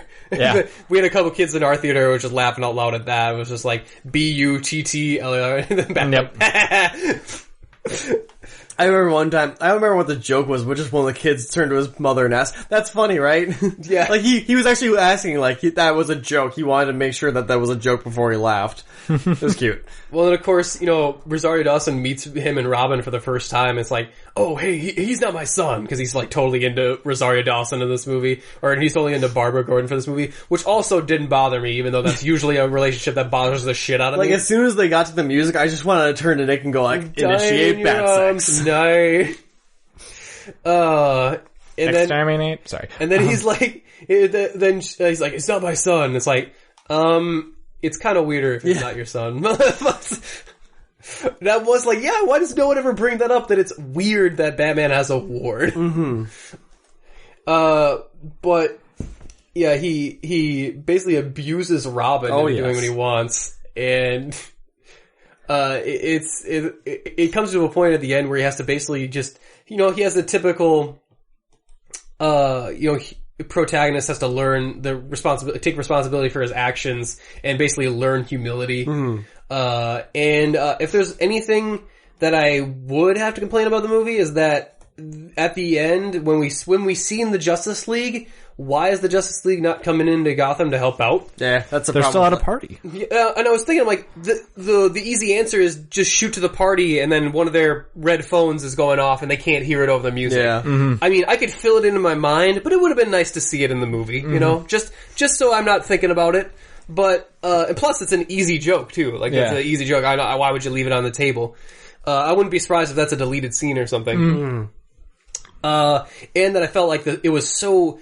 Like, it's so strong in that first act. Like, it's so fucking funny in the first act. And it's not like the second or the third act aren't funny. It's just that it's like, the tip-top best in the first act. Yeah, I'd have to agree with you on that one. And then it's really good for the second and third act, but like, in the first act, it's like, Jesus, this is so fucking brilliant. Yeah, the climax is pretty awesome. I like the climax too. I felt like maybe it could have been a little shorter. Yeah. Like, a little bit. But there are some great gems in there. Like, I like the Godzilla or whatever. Yeah. Just shooting a fireball at Sauron, and all of a sudden, Sauron just kind of shrivels away. Yep. I didn't do it. And it's like, how do you feel about rivers of blood? Whoa. Like, oh, okay. Lava, cool. There is a kill in this movie. They kill a cat. They kill that Lego cat. It's true. No, it meows, I'm okay afterwards. Oh, Don't you hear that? Yeah. That's even funnier. Although, we are forgetting, like, I'm okay. One of the jokes that we laughed so hard. Oh, we laughed so hard in the theater is when they do, of course, the giant beam in the sky. And I was in the middle of rolling my eyes like, oh, Jesus, really? Because, the trope of superhero movies, giant hole in the sky. And then, like, a half beat later, we see a bunch of civilians looking up at it, and just one of them turns, well, I'm gonna start looting. It just happened so fucking quick. And me and Travis died laughing at that one. It was loud, ugly laughs. Like, we were, like, everyone else was chuckling, but we were disrupting the theater for how loud we were laughing at that part. It's funny because we were actually kind of in the back of the theater, so we were just those two assholes in the theater. We were. Well, I don't know, man. Like, every moment I thought, like, well, this joke doesn't seem to be working for me. For whatever reason, at the end of it, they would twist it to a point where it would work. Like, I'm like, I don't know if I want to see Batman and beatbox, but then Robin joins in on the beatbox, and it's like, it's actually a cute touching moment, and I was like, oh, that's actually kind of new, that's actually kind of cool, and that's neat. And then, you know, the emotional, I won't spoil the ending. Maybe we'll do a spoiler section by the end here, but how it wraps up the relationship between Batman and the Joker and how it resolves the conflict at the end. I turned to Travis and I was like, this is the best movie ever. You did say that, actually. Like, this is the best movie I've ever seen, because I was so happy they did this, because I was like, there's only one way for this movie to end, and it has to end this way. And I was like, yes! Oh, so good. Man, I can't even really think of a lot of bad shit to say about it, but I've gushed for a while. What'd you guys feel overall on it? I think you basically said what we were thinking. Yeah. I mean, it's hard to say much more without going into too much spoilery stuff, but and we don't need to do I think the main thing is for us two is the fact that we did not get all the context, all the little inside jokes, but still, I thought it was such a fantastic movie despite that. Yeah, the movie carried itself. Yes. Yeah. That's all you can really ask for. And the animation, wow, animation's great. Yep. It is. Animation's fantastic. And on par with the Lego movie, and maybe even a little bit better. Yeah. I was looking at some of the sequences, I'm like, man, this looks so They decided to good. go with real water. Yeah, well, they didn't want to do the Lego water again. Mm-hmm. But yeah, the voice acting. That is probably one of the main parts about this movie, though. It's just the voice acting is so great. Man, it's so good. Like, one other thing, I wasn't sure, like, Zach Galifianakis is playing it really down as the Joker, but I think that's supposed to be how he's supposed to have this relationship with Batman, and it's playing it much more of a realistic relationship. Yep. So that's the reason he's not up and trying to do a Mark Hamill impression. Yeah. So there's an artistic reason behind the choice for playing him down. Yes. So, like, there's a reasoning behind everything in the film. Like, this film feels, at the same time, it feels so well thought out and planned out, and yet free flowing. Like, like a great rap lyric. Like, I don't know, like what we just like. It's freestyling, but also scripted at the same point. Like, it feels just like it flows really well. And yeah, with that, I think I could name a couple of like my other favorite jokes and stuff, but other than that, just see the movie. Yeah, just catch it. I'm gonna go see it again. That's for sure. Yeah, I probably will too. Actually, I really couldn't quite highly recommend it enough. It's, for me personally, and again, I can't be super objective. I don't know how the average viewer would look upon it, but for me personally, it is a 5 out of 5 Nick pick. Which I realized I've been giving a lot of movies the 5s out of 5s recently. It's true. And I'm like, man, has it just been a really good year, or am I just in a fucking good mood when I'm seeing these movies? But this one undoubtedly deserves it. Man, so great on the writing, animation, voice work, like on all levels. It feels like it's firing on all cylinders all the time. So, man, fantastic. What do you guys think? Ratings? Honestly, like, this is probably my favorite Batman movie. Like, hands down. Dark Knight.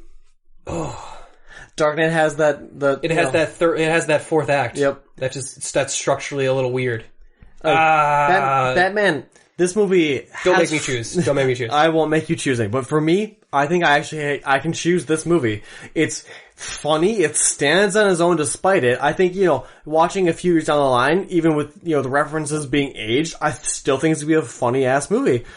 Overall, this is going to be rare for me, actually. I'm going to give this movie a 10 out of 10. 10 out of 10 for Travis. Wow. I really enjoyed this. And maybe it could partially been the fact that I watched it with Nick and we were having so much fun watching it. But we weren't even commenting about it, really. We were just laughing, or me laughing about it increased your enjoyment too. It could have been, but honestly, I still enjoyed this so fucking much. I was going back in my head, I'm like, am I really going to give this a 10? Am I?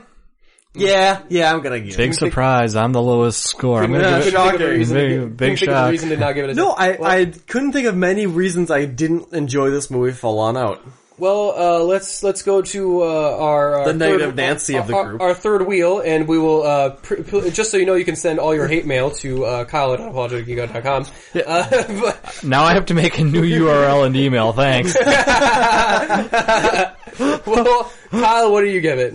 I give it an 8 out of 10. I think it was a solid movie, but again, for me, like, comedies rely on the first punch.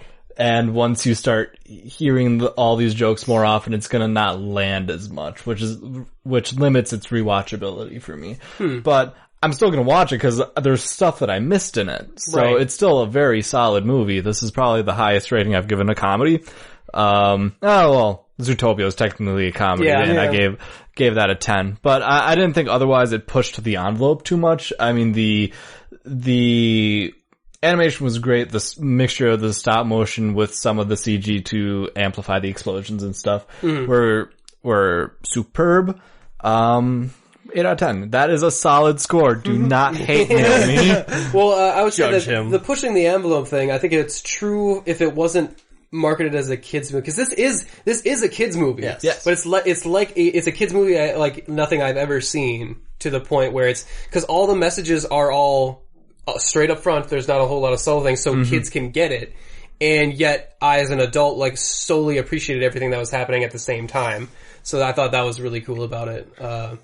But you're right, 8 out of 10 is a solid score. What would you give the original Lego movie, just out of curiosity? Probably a 7. 7? Yeah. Really? Yeah. Okay. Because I really like that one too. Well, again, I'm a negative Nancy. Sure. Told you. Because I was, out of movies like capturing what it's like to play with Legos, I thought that was amazing. But with that, I think everything. No, I'm also normally giving the normal Lego Movie kind of downers because that song's still stuck in my head, and I kind of hate it for it. Kyle, it's awesome. Everything is Batman. Everything is Batman. Oh, dude, I need that song that he plays in the beginning on his goth soundtrack. That was just his emo Batman soundtrack. I need that on my iPod. I want to listen to that all the time. And I'm not Bruce Wayne. Yeah, but with that, I think we can move on to our next film. All right. Jean-Wick. I have nothing to add to this. Oh yeah, also, in order to put this into perspective, I have seen La La Land, and I would also give that an 8. Ooh, wow. Yeah. Okay. So, I get that too. the 9 and 10s are like for my favorite movies of all times. Sure. And I've only reached 2 of those in so far as that we've been doing ratings. I just have more favorite movies of all time, I guess.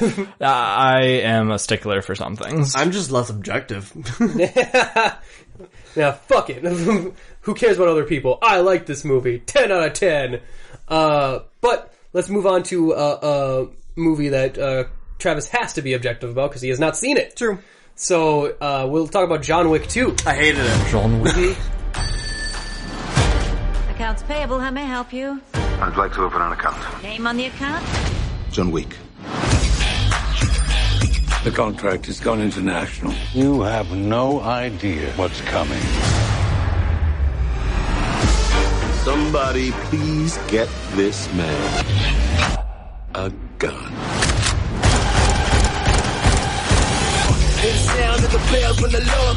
You stabbed the devil in the back. To him, this isn't vengeance. This is justice. Trigger finger in the air, put a little dirt on him. You working? Wait, so whoever comes, I'll kill them. I'll kill them all. Of course you will. The Revenge of the Dog or something. It's already been Revenge. How many languages does John Wick, I'm saying Jean. Does John Wick speak in this movie? Like, did we count sign language? Oh yeah. Yeah, well, that is a language. Yeah, it is so a language. Yes. So yeah, we count sign language. I think it's at least 3. Yeah, I think maybe 5, because I think he spoke English, French. He spoke Italian, but it was only like, thank you. So I don't know how much Italian he actually speaks. And then he said cafe, which is coffee. Oh, coffee. But he could only know how to order coffee. Well, people were also speaking to him in Italian, so he obviously understands it.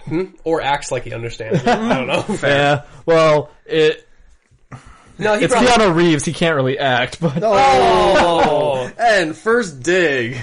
It hurts because it's true. It's also funny because it's true. Now, for those of you who don't know, John Wick 1 was one of our, we've mentioned it maybe a couple times on the podcast. A few times. One of our favorite movies of last year, wasn't it? Or no? 2 years ago. 2 years ago, that's right.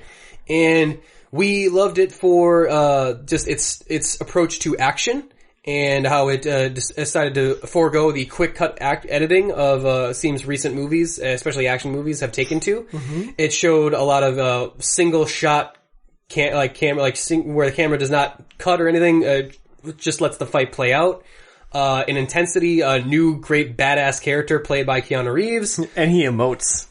And it basically... well, in that movie he emotes. In that movie he did, he emotes pretty well. I actually don't know about this one.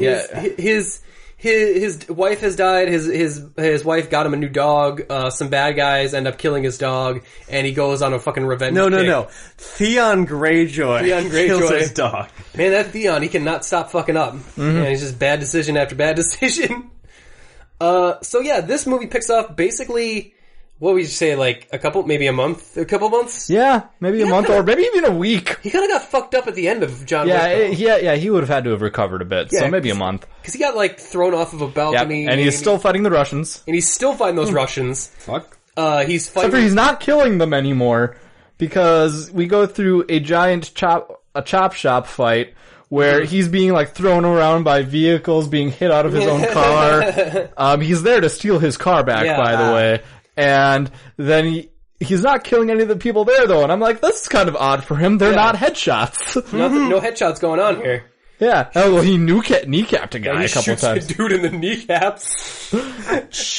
Well, the dude, in his defense, the dude is huge, and that'd be a pain in the ass to fight. It was like, oh shit, nah, no way. Yeah, so I forgot that he didn't get his car in the last movie. That was a weird, that's a big plot point. I was just kind of forgot about it. I'm like, oh yeah. So, he gets his car back. Everything seems to be cool. He's chilling with his new dog. Suddenly this dude shows up and is like, oh hey John, how's it going? And it's like, oh, good. Yeah, but then we start falling down the rabbit hole that is the John Wick universe. Yeah. Because then it starts introducing many more rules to this Assassins, the Continental. Well, one of the things I do like about this movie is that it's not a situation like Die Hard 2 where it's like, how many times can the same shit happen to the same guy twice? Right. Yeah. This movie leads into the events from the previous one, because he made a deal, he made a deal to retire, like we heard about in the last movie. Mm-hmm. But apparently that deal was a little more complicated than we were first led to believe. Really? Yep. It deals with... Oh yeah, by the way, the Russians thing wrap up and they're at peace now. Oh, yeah. Okay. They decided to just tie that off, go like, no more Russian killing. Yeah, no more Russian guys, they're cool, everyone's fine, John Wick can go back into retirement. Or so he thinks. Because one of his old contacts shows up and gives him, this little disc, what's called a marker. Yep. And it's got, John Wick's blood thumbprint on it. Okay. Yep, it's a blood oath.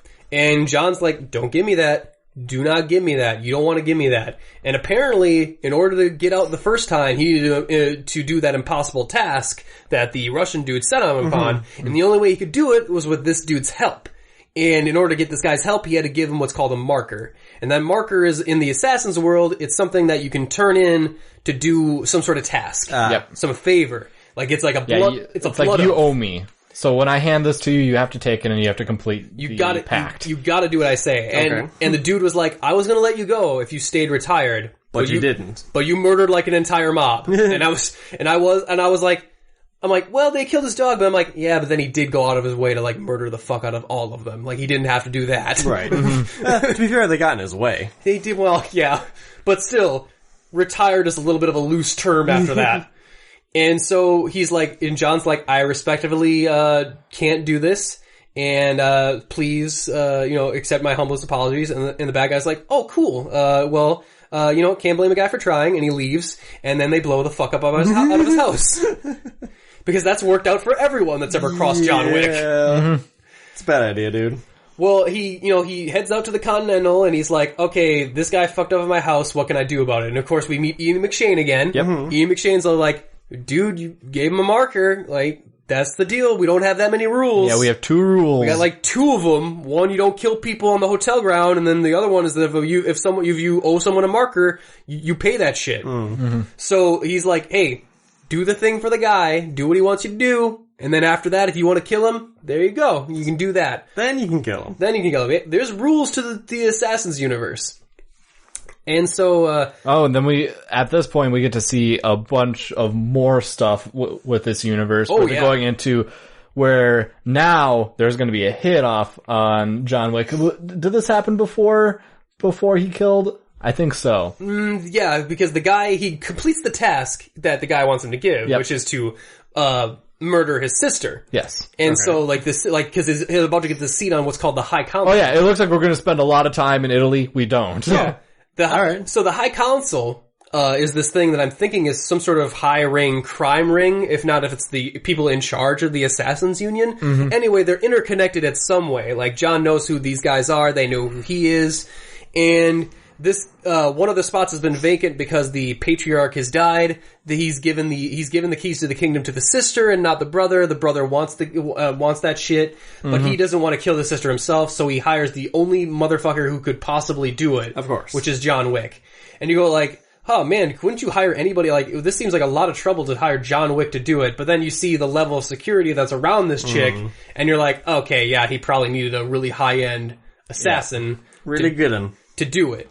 Because she's got John Wick level bodyguards on her team. Ooh. Common is like, Common is on her crew, like her bodyguard, and he's like John Wick levels of badass in this movie. Yeah, he fights on par with John Wick. Dang. They have this like jujitsu fight that's like they find all the stairs in Italy to fall down. Like, I imagine there's a lot of stairs in Italy. Like they fall downstairs, fight, fall down some more stairs, fight, find some more stairs to fall. Yep. It's like, Jesus. That sounds exhausting. It did seem exhausting. They seem tired at the end of it. But yeah, he ends up completing the task, and the guy, I forget who he's played by. Damn it. Ruby Rose is also in here as one of his bodyguards. And that's one of the bad guys' bodyguards? Yeah, he realizes like, well, John Wick's probably not going to let that whole blowing up your house thing go. Shocking. So as soon as he kills my sister, I'm going to put out a hit on this guy, and I'm going to make it like $7 million, I think. Yep. Jeez. Yeah, he puts $7 million on this guy. And, we see all the assassins' cell phones light up with this open contract. That was in the commercial, wasn't it? Like the trailer? Oh, yeah. Maybe not the one not the one you're thinking of. But yeah, so these people, like, there's a street musician with a violin that's her cell phone lights up. There's a big-ass sumo-looking dude that cell phone lights up. There's these janitors that cell phones light up. And at a certain point, I was just like, who isn't a fucking assassin in this universe? Everyone in Italy is an assassin. How can this universe economy survive if everyone that's doing jobs is also an assassin on the side? Show somebody at McDonald's taking off their hat. Well, time to go to my second job. Like, we make fun of the different currency that they use for this fucking assassin thing, but maybe that's the currency of this fucking universe. Because assassination is so fucking integral. Anyway, yeah. John is like, well, I'm fucking John Wick, and I kill people with pencils, so this isn't gonna work out for you. Oh, yeah, we get a payoff for that by the way. Really? Yeah. Yeah, it's pretty cool. That's awesome. Like, you realize, like, why you don't want to be around, some pencil this. He will give you some lead poisoning in more ways than one.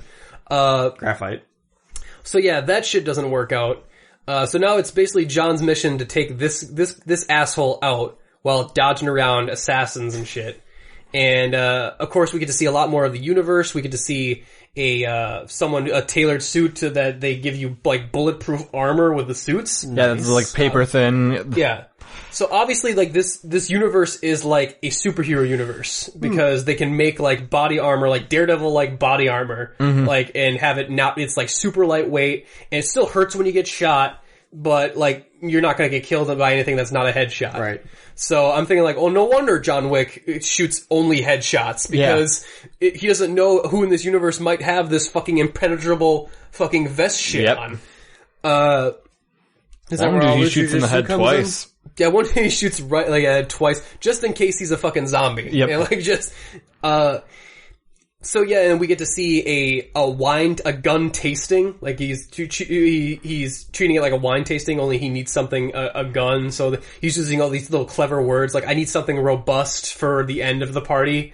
And he gives him like this big ass shotgun or whatever. And another thing about this cool is that it's weird how stylized it is, and it has stuff that's like, you know, bulletproof suits. Yes. But it's also really realistic with the action, which in the gun, he uses an assault rifle, and I've never seen this in a movie before, but he shoots it like you actually would shoot like one of those. Staccato bursts? Like with a staccato burst, like almost one bullet at a time he shoots it. And I'm like, Yeah, that's how you use that gun. No one, and no other action movie ever shows that gun being used like that, but that's how you would use that gun. I was just like, wow, that's what a neat little attention to detail that is. Along with everything else. Yeah. There's a lot of details in the John Wick movies, and that's one of the things that It's the little sets things, it apart. It's the little things that add up over time that make me like this franchise more than other action franchises. It's that little attention to detail that I really, really like. Everyone, mentioning how he's back. Of course, everyone treating John Wick like he's the ultimate badass. I think he's a boogeyman. Well, apparently there's a different Continental hotels, like we've seen the one in New York.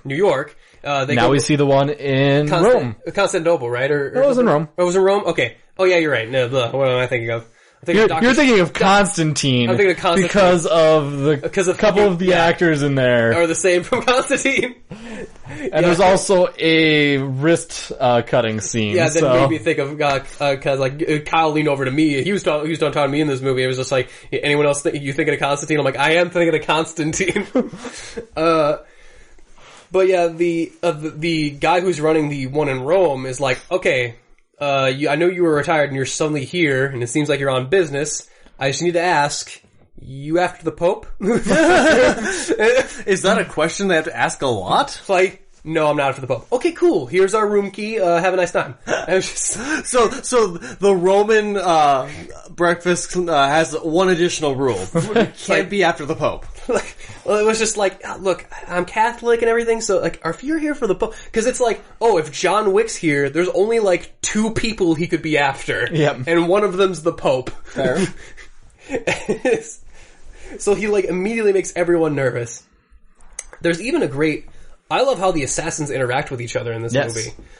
Common and him, after their fight, they end up falling into the Continental Hotel. So they were not allowed to fight anymore. So they're not allowed to fight anymore. So the guy comes over and breaks it up like it's a street kids fight. Hey, cut that shit out. Oh, now, may I suggest a drink at the bar to have cooler heads prevail? And Common and John Wick literally have a fucking drink at the bar discussing why John Wick murdered his ward. Yep. Yeah, and it was just like, oh, you had a marker? Oh man, I guess so it was unavoidable. Unavoidable, I guess. You realize I gotta kill you though, right? Yeah. I'll try and make it quick, be a professional. Try to do the same for you, buddy. Nice. And it's like, even Ruby Rose, having a weird turn as a mute assassin, which was kind of a neat character thing for her. I didn't realize if she learned sign language for this movie, or if maybe she knew sign language beforehand. But she's hanging around, following John Wick around to try and take his ass out too. Mm-hmm. And it's another cool thing where she signs to him like, "Hey, I'll see you around, John," and he signs like, "Not if I see you first." Mm-hmm. And yeah, the rest of the movie is basically kind of him trying to navigate his way around the greater expanding John Wick universe in order to get to this guy. Yeah, we see them using older technology so that they can't be easily tapped or traced. To call in the hit, he has to call in at this telegraph service or whatever, and they have to use an old version of the internet. They're using this. Everything's an MS-DOS. Yeah, they have this old. It's the same. Like I said, the same reason why George R.R. Martin writes his books in DOS, because who knows how to hack DOS? Yeah, nobody learns that format anymore. Yeah, so there's all these little details that make a lot of sense that are really cool. He goes to another place that deals with the architecture of the place that he's going into, so he can get layouts of places. You realize that there is this whole world, there's this whole economy based off of this assassin work, even more so than the first film. Mm-hmm. That's neat. So it is really neat. Now, we have been gushing on the movie a little bit. We even have them talking about, putting more coins into circulation, the whole economy thing. Yeah. All right. But now, are you about to say John Wick bashing? Yeah, okay. We've been gushing on it, and overall, I did really like this film. Now, there's a but. There is a but. And this film was directed by half of the duo that directed the first one. The other one is going on to direct, I think maybe the Raid, something else, action heavy, but It doesn't matter too much, but they weren't there. No, but man, I should look at this up to realize who directed it. But the guy who was there obviously wasn't in charge of Keanu Reeves' acting. Yeah. Whenever he tried to emote, I'm like, that's obviously not. No. I don't know what happened. Like, it's not like he's fantastic in the first film, but he is showing emotion. I just watched it recently, and I was like, no, he's showing how emotional reaction. He's playing it subtle, but it's downplayed, but he's showing suffering and grief. This one is like robotic. They give him too much. Maybe he should have been the one that was mute. Like, ouch. I don't mean to be mean, dude, but I just don't want you to talk as much. I mean, just look pretty. Look pretty and fight. You can do those. You can do those things. Man, that sounds really like sexist. Like you can cook or whatever. Hey. Yeah, because shut up, John Wick. Go make me a sandwich. Because we need the plot to revolve more about John Wick this time, we can't lean so heavy like in the first film where all the information we get about John Wick is all the characters freaking out about how scared they are of him. We already know him. We already know that. We need him to be our avatar character in this world of, assassins and stuff, so he has to speak more, and damn it. I don't know, like, I was for a while there, I was like, man, Keanu Reeves is a much better actor than I ever gave him credit for. And in this movie, I'm just like, shit. Maybe I wasn't right about that. It's not like it's unwatchable. It's just that there's a couple of special scenes where it's like, damn, that was the wrong read for that. Like, that felt weird. It made the scene awkward. And I was just like, fuck. And I'd say most of the other acting was spot on. But Keanu Reeves is... Lawrence Fishburne shows up. Matrix reunion, and he has an over-the-top character, but he's entertaining as shit to watch. They play homeless assassins. Okay. I don't even know how that works, but apparently they're outside of the other kind of assassins. Outside of the Continental, yeah, like they seem to have their own separate faction. It's a little weird. So he has to make a deal with them, and Lawrence Fishburne is playing the scene so up, he's so over the top, and Keanu Reeves is so down. Like, it's like they're in two different rooms acting and not in the same room acting. Like, it's hard to believe that they're sharing the same scene. That sucks. I don't know, it was just one of those moments I'm like, this is weird. Like, but overall, most of this movie is basically the action sequences and how badass it's looking. So it's not like it's a huge detractor, but it is a way in which the first film... It is certainly a negative. Yeah, if you weren't going to mention his acting, I was going to. I was ready for that. The first film managed to avoid that hurdle, and this one... It doesn't quite catch it. It catches. Yeah, there were especially like 3 lines I would say that stood out. And if anything in line delivery stands out, then it's probably not a good take. No, you can tell that they probably shot the line a couple times and they didn't quite do. There's that one line of like, "Do you want to start a war or do you just want to give me a gun?" And that line want to delivery, give me a gun. That line, and he was moving his head like an awful lot. That line delivery was, I'm like, whoa, man, that can't have been the best take. There had to have been another one, right? I was just like, man, that was, but it does have a really cool end sequence in this, like, museum. There's a museum fight, like, in the end, and it's actually really neat, like this. It's got, like, some mirror mosaic sort of piece thing. It's really cool. It has a fun fighting house. amongst the art. Yeah.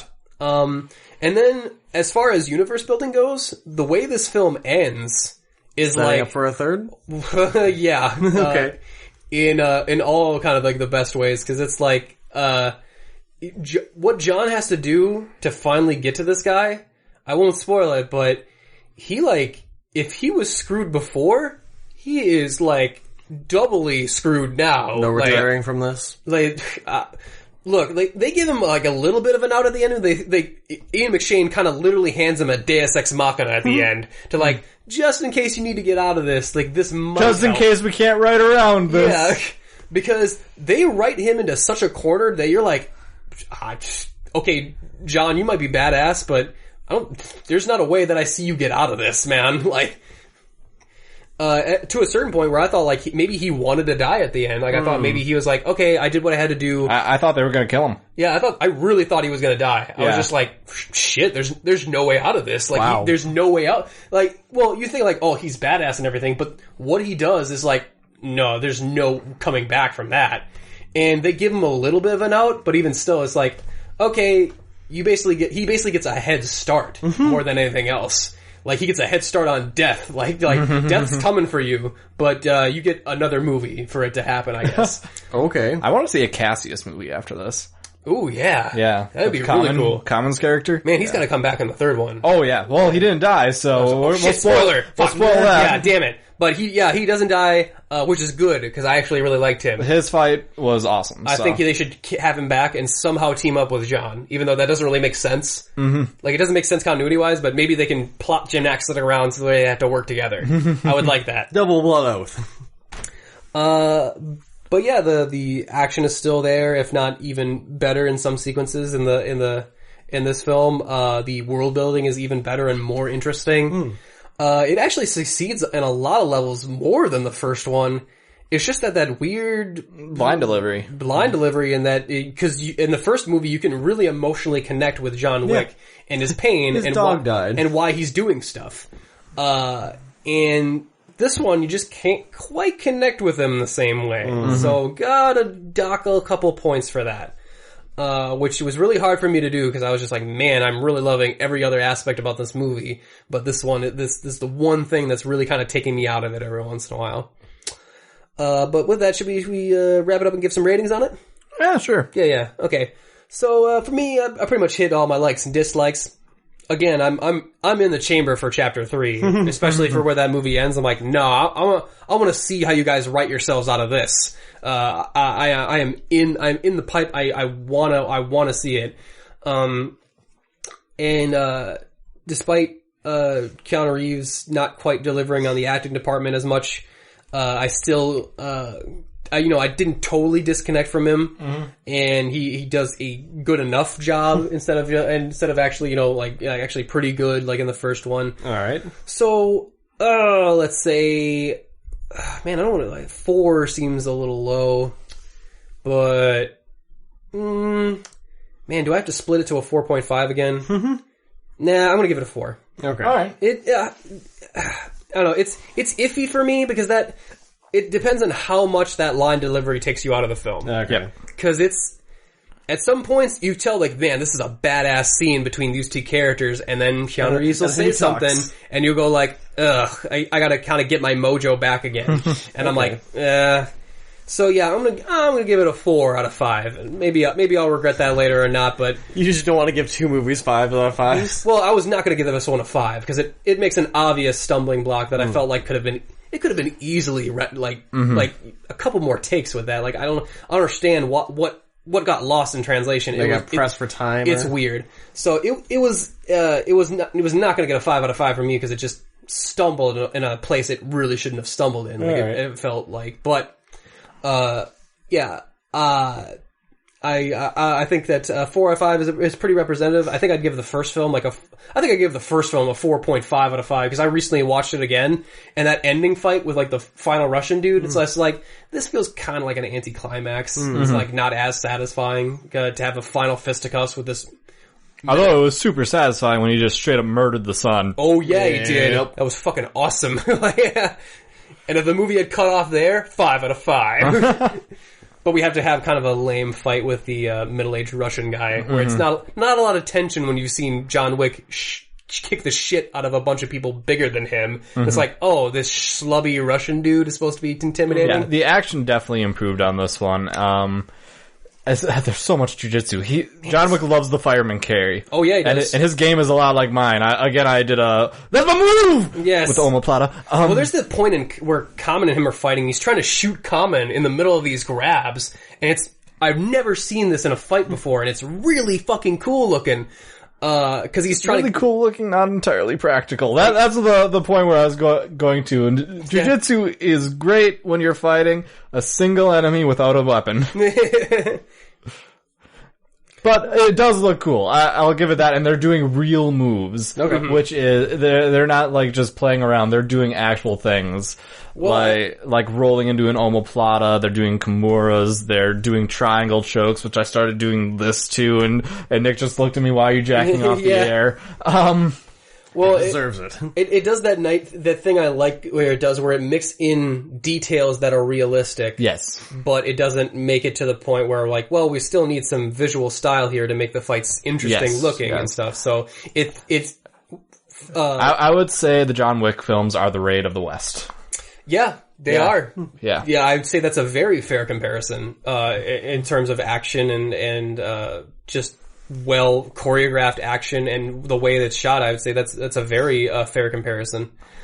So what was your overall rating then? Oh, it would be 7 out of 10. Again, Keanu really took me out of the movie a couple of times. He doesn't help. Yeah. It hurts. Obviously I don't think they could do the movie without him because he's John Wick. And he also knows how to fight. Yeah. No, the reason he legitimately knows how to do jujitsu. The reason they can have those badass action sequences in there is because they don't have to replace him with a stunt double and cut around that shit. Yeah. That's the reason they can do, like, just like the Raid movies, that's the reason they can just sit the camera in one spot and let that shit film. Mm-hmm. I would say that this one cuts a little bit more than the Raid, but... Yeah. Well, there's a train sequence fight in the middle that cuts a couple times just because it's such a tight fucking space. Yep. I think they can't open up. But, yeah, I think I agree with pretty much all of Kyle's points right there. But I would definitely say go see it, especially if you're an action fan. If you're into action. The reason why I also kind of relegated down is because, again, I'm making ratings for like average viewers. Sure. And if you're not a big fan of action, obviously don't go see John Wick. Go see like La La Land, Lego Batman again. I mean, that's not really an action film, that's a comedy. Yeah. Anything but 50 Shades Darker. Yeah. Please don't give that thing another sequel. That's for no one. Oh, it's getting a sequel no matter what. That is for no one. I think it's already made enough money, like in the first movie, that they're going to. No. How about this? Lego Batman kicked its ass opening weekend. Well, of course it did. That's a terrible movie. Based off a terrible book. See, 50 Shades Darker did really good the first day, but then its ticket sales actually crashed mid-weekend. Okay. Oh yeah, so significant drop off. So as soon as people saw it, it kind of Well, it's a book about abuse based off it's a fan fiction. It's literally based off fan fiction. I'll tell you what, Lego Batman's gonna stick in the top 5 for at least a month and a half. Yep, and I think John Wick might be able to overtake 50 Shades Darker during week 2, because John Wick, the first one, had good word of mouth. I don't know if the same rules are gonna apply, but John Wick 2 during the weekend had lower beginning of the weekend and higher after end of weekend, so it was going uphill coming into the week. Still, I'd be surprised. Like, even with this, I'd be surprised if 50 Shades didn't get its third movie. I wouldn't be too surprised. Yeah. We'll see. Yeah, no, I'd have to see what its original budget is, but thinking of how much there goes into those movies, I'd say it's not high. We'll see. Releasing at Valentine's Day, keep the budget low. I could see them making bank off of it. Yeah. Mm-hmm. But anyway, since we did not see 50 Shades of Grey, we're gonna wrap it up at a double feature here, instead of going on to our to 50 Shades. But if you would like to, if you'd like this episode and you'd like to check out some of our previous episodes, or maybe some of our Netflix and Kill reviews, or some of our just regular movie reviews, you can do so at any of our back catalog on iTunes and Stitcher. It's all there. It's all good. And of course, if you'd like to support the podcast in a way, we would love to have those reviews, those iTunes reviews. They help us out. If you want to give us 5-star reviews on iTunes, we will read whatever goes in that review box on the air, word for word. So, if you would like to tell me what your thoughts are about the 50 Shades of Grey movie and why we're wrong for liking it, and why, Anastasia Steele is your muse, your character. Sorry, yeah, let's go with that. I keep laughing like, hey, your name's Anastasia Steele. Mm-hmm. No one's named that. But, yes, definitely give that, an option. That's always an option that's, out for you. If you would like to, check out some of our other stuff, maybe ask us a question, suggest a topic for an episode, you can do so at any of our contact information at unapologeticgeekout.com. You can email us at unapologeticgeekout@gmail.com. Maybe give us a Facebook message, give us a like while you're there. You can find us on Twitter at UGO Podcast. Instagram's the same thing. And with that, until next time, until our next double feature, or maybe even, dare I say, triple feature. Do we dare? Okay, before we actually head out of here, I actually have a little bit of additional to add. Just because you said release it on Valentine's Day and stuff. A weird thing with John Wick is that women are not turned off by it. The women make up about 50% of the audience. They like them some Keanu Reeves. No, I think it's because people our age don't fucking care. That we don't gender movies as often. No. True.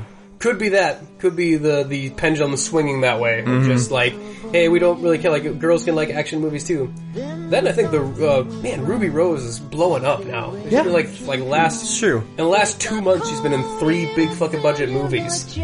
But yeah, with that, until next week, until whatever our triple, double, quadruple feature is, we are Unapologetic Geek Out, and we're out.